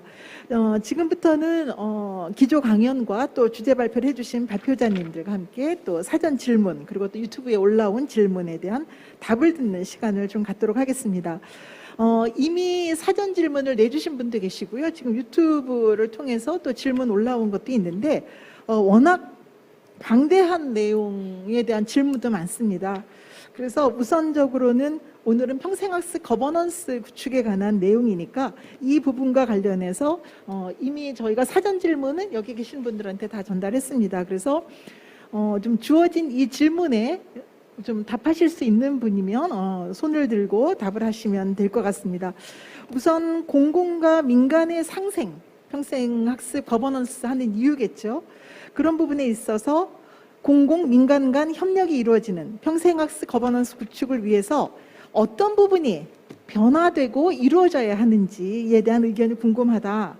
특히나 평생교육 공급자와 수요자가 갖추어야 할 역할, 태도, 뭐 그런 것은 무엇이 있을까라는 좀 질문이 올라와서 가장 첫 번째 평생학습 거버넌스에 관한 질문으로는 이 질문에 대한 좀 답을 듣는 시간이 좋겠다라는 좀 생각이 들어서요. 이 질문에 관련돼서는 우리 홍숙희 기조 강연 주신 우리 부장님께서 해주시겠습니다. 네. 네, 그 짧은 시간이라 사실 굉장히 많은 내용을 담고 있는 게 한계가 사실 있습니다. 그런데 일단 그 거버넌스 체계에 대한 골격을 우선 말씀을 드리면 조금 쉬울 것 같습니다. 실제 우리 사회는 지금 공공행정은 일반 시민들을 대신하는 대의민주주의 체제입니다. 근데 실제로 우리 사회가 관과 민의 관계를 대립적 구조로 많이 이해해오는 과정이죠. 근데 실제로는 민을 대신하는 대의민주주의로서의 행정 전담이 관이이기도 합니다. 그러니까 이 취지 안에서 우리가 거버넌스를 얘기를 하는 게 훨씬 더 이해가 좋을 것 같고요. 그리고 그걸 좀 더 구분했을 때 거버넌스의 주체는 누구냐? 실제로는 공공입니다. 관입니다. 관이 보다 더 업무를 시민으로부터 받은 걸 다 공정하게 일을 잘해 나가기 위해서 의사결정 구조에 당연히 민간의 참여를 기회를 제공하고 보장하는 거가 관의 책임입니다. 여기서부터 책무가 시작돼야 되는데 이제 우리 사회는 사실 사회적 변화 과정 안에 많은 발전도 있었지만 어려운 시기도 많아서 관에 대한 거는 일반 시민과 거리를 둔 것처럼 우리 사회가 많이 왔습니다. 근데 일반적으로 행정은 시민을 위한 행정이죠. 그리고 거버넌스의 출발 지점도 관이 책무로 주어져 있습니다. 그러니까 여기서부터 이해를 우리가 어떻게 가져가야 될지가 앞으로의 과제일 것 같고요. 그랬을 때 보다 더 오늘 우리 이 포럼의 주제와도 같을 것 같습니다. 시민을 위한 평생학습이 가장 가까이에 가장 필요한 거를 만들어주는, 그래서 개인의 삶의 의미와 가치를 발견하게 하는, 그래서 살아가는 과정에 연령대별로 또 사회의 구성원으로서 구체적인 직업을 가지고 참여하고 일을 하고 지역사회 일원으로 본인의 삶을 보다 더 완성적으로 가져갈 수 있도록 하는 이 과정 안에 평생학습적 거버넌스를 어떻게 할 거냐, 이런 지점에서 바라본다 그러면 오늘의 논의가 좀 더 의미 있지 않을까 하는 생각이 좀 들고요. 그리고 평생교육 공급자에 관련된 것도 우리가 오해를 조금 불식하는 게 필요하지 않을까 싶습니다. 공급자는 관만 있지 않습니다. 평생교육에 대한 공급자는 관도 있고 민도 있는 거죠. 그러니까 이게 제공하고 있는 기관은 모두가 공급자가 될 수 있다고 생각이 들고요. 또 공급을 어떻게 할 거냐, 그랬을 때는 민관, 평생교육을 운영하는 기관끼리의 협력 부분이 또 필요한 것이고, 이런 과정 안에 수요자인 학습자가 어떻게 참여하게 할 거냐, 이게 강사와 민간의 기관이 아닌 학습자 스스로의 학습 집단인 학습 동아리 운영도 그 취지에서 볼 수 있는 거죠. 그러니까 학습자의 참여를 어떻게 할 거냐도 같이 동시에 논의가 돼야 되는 게 이 거버넌스 체제의 향후의 과제이지 않을까 하는 생각이 좀 듭니다. 어떻게 질문에 도움이 좀 되셨는지 모르겠습니다. 네, 거버넌스에 관련된 질문들이 꽤 많이 사전으로 올라왔습니다. 아마 같은 맥락에서 좀 해석이 될 수 있는 부분들은 제가 좀 생략을 하고요. 좀 특별한 질문들만 좀 이어가도록 하겠습니다. 우선 지금 평생학습 거버넌스 구축을 위해서 어떤 부분이 변화되어야 하는가와 관련해서 그 다음 질문으로 이어질 수 있는 부분인데요. 그러니까 공적 지원 체계가 있습니다. 그래서 공적 지원 체계와 구축과 또 민관 거버넌스 뭐가 더 우선이 되면 좋겠는가라는 질문이 올라왔는데요. 이 부분 우리 이소연 선생님께서 이어 답변하시면 좋을 것 같습니다. 네, 질문 주신 내용이 공적 지원 체계 구축이 먼저냐 아니면 민간 거버넌스 뭐가 더 우선일까요? 라는 질문을 주셨는데요. 제가 대답할 수 있는 영역에서는 이 체제라는 부분은 시스템과 제도와 또 조례 여러 가지에 관련된 그 평상시 도시를 우리가 구축하는 거와 같은 의미라면 저는 체제가 안정적으로 우선 마련이 되는 것이 조금은 먼저일 거란 생각이 듭니다. 이후에 평생학습 체계가 아까 제가 발표한 대로 읍면동 평생학습센터의 역할과 기능이 무엇인가, 그리고 안전하게 지속적으로 운영될 수 있는 제도적인 마련들이 어느 만큼 돼 있는지는 굉장히 중요하거든요. 그래서 그 부분에 있어서는 먼저 제도가 우선적으로 이제 마련이 되고 그 후에 남을 어떤 컨텐츠나 소프트웨어적인 측면들, 그리고 이 체제와 지원 방향이 일단은 가동이 된다 하더라도 이후에 지속적인 어떤 공론회장이나 사업의 흐름들을 통해서 충분히 수정 보완될 수 있는 능력들을 같이 가져 나간다면 저는 우선적으로 이제 이 체제 구축이 조금 더 앞서 나가고 그 이후에 어떤 컨텐츠들을 담는 방식과 사람들을 성장시키고 남기는 문제들, 뭐 여러 가지 문제들, 뭐 교육 과정 기획이나 뭐 운영들, 시민 강사를 양성하고 자원활동가를 양성하는 것들이 사실은 굉장히 이 예산과 정책의 힘이 사실 크잖아요.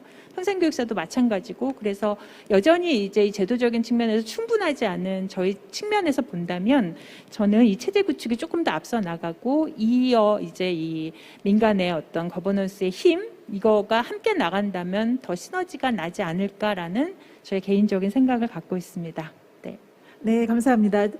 예, 지금 유튜브에 지금 올라와 있는 질문들이 꽤 많아서 지금부터는 유튜브에 올라온 질문을 우선 좀 선별하도록 하겠습니다.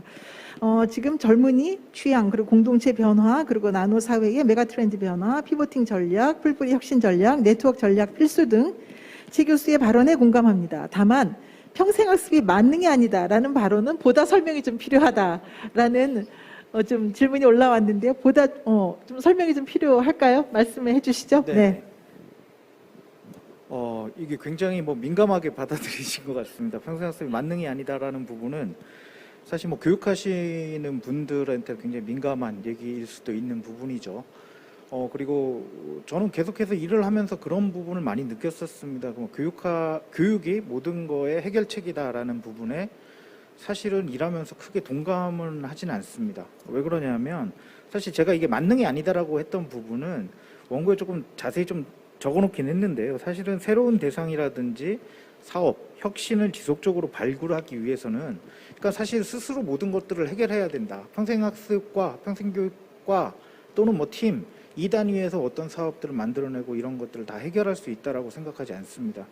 그렇기 때문에 사실은 이 교육과 학습이라는 것들은 어떤 것들을 결과를 내기 위한 가장 효과적이고 효율적으로 할 수 있는 방법론적으로는 가장 좋은 거기 때문에 사실 이쪽을 조금 더 우리가 중점적으로 생각하고 진행하는 것들이 오히려 조금 더 현명하지 않나라는 생각이고요. 그리고 이런 참여가 조금 미흡하다는 것들은 사실 각 행정부서에서는 본인들의 사업 틀거리로 성과를 측정하고 이런 것들을 사실 추진하는 것이기 때문에 이런 내용들이 사실 굉장히 좀 혼재되어 있는 것 같습니다. 그래서 오히려 가장 기본적인 목적, 시민들 참여와 공감을 이끌기 위해서는 그러니까 여러 가지 협업 체계들을 조금 더 능하게 하고 이런 부분, 그러니까 보통 보면 그렇지 않습니까? 평생교육에 관련된 부분이 어떤 예를 들면 어떤 뭐 일자리 창출과에서 일을 한 업무를 보면 대부분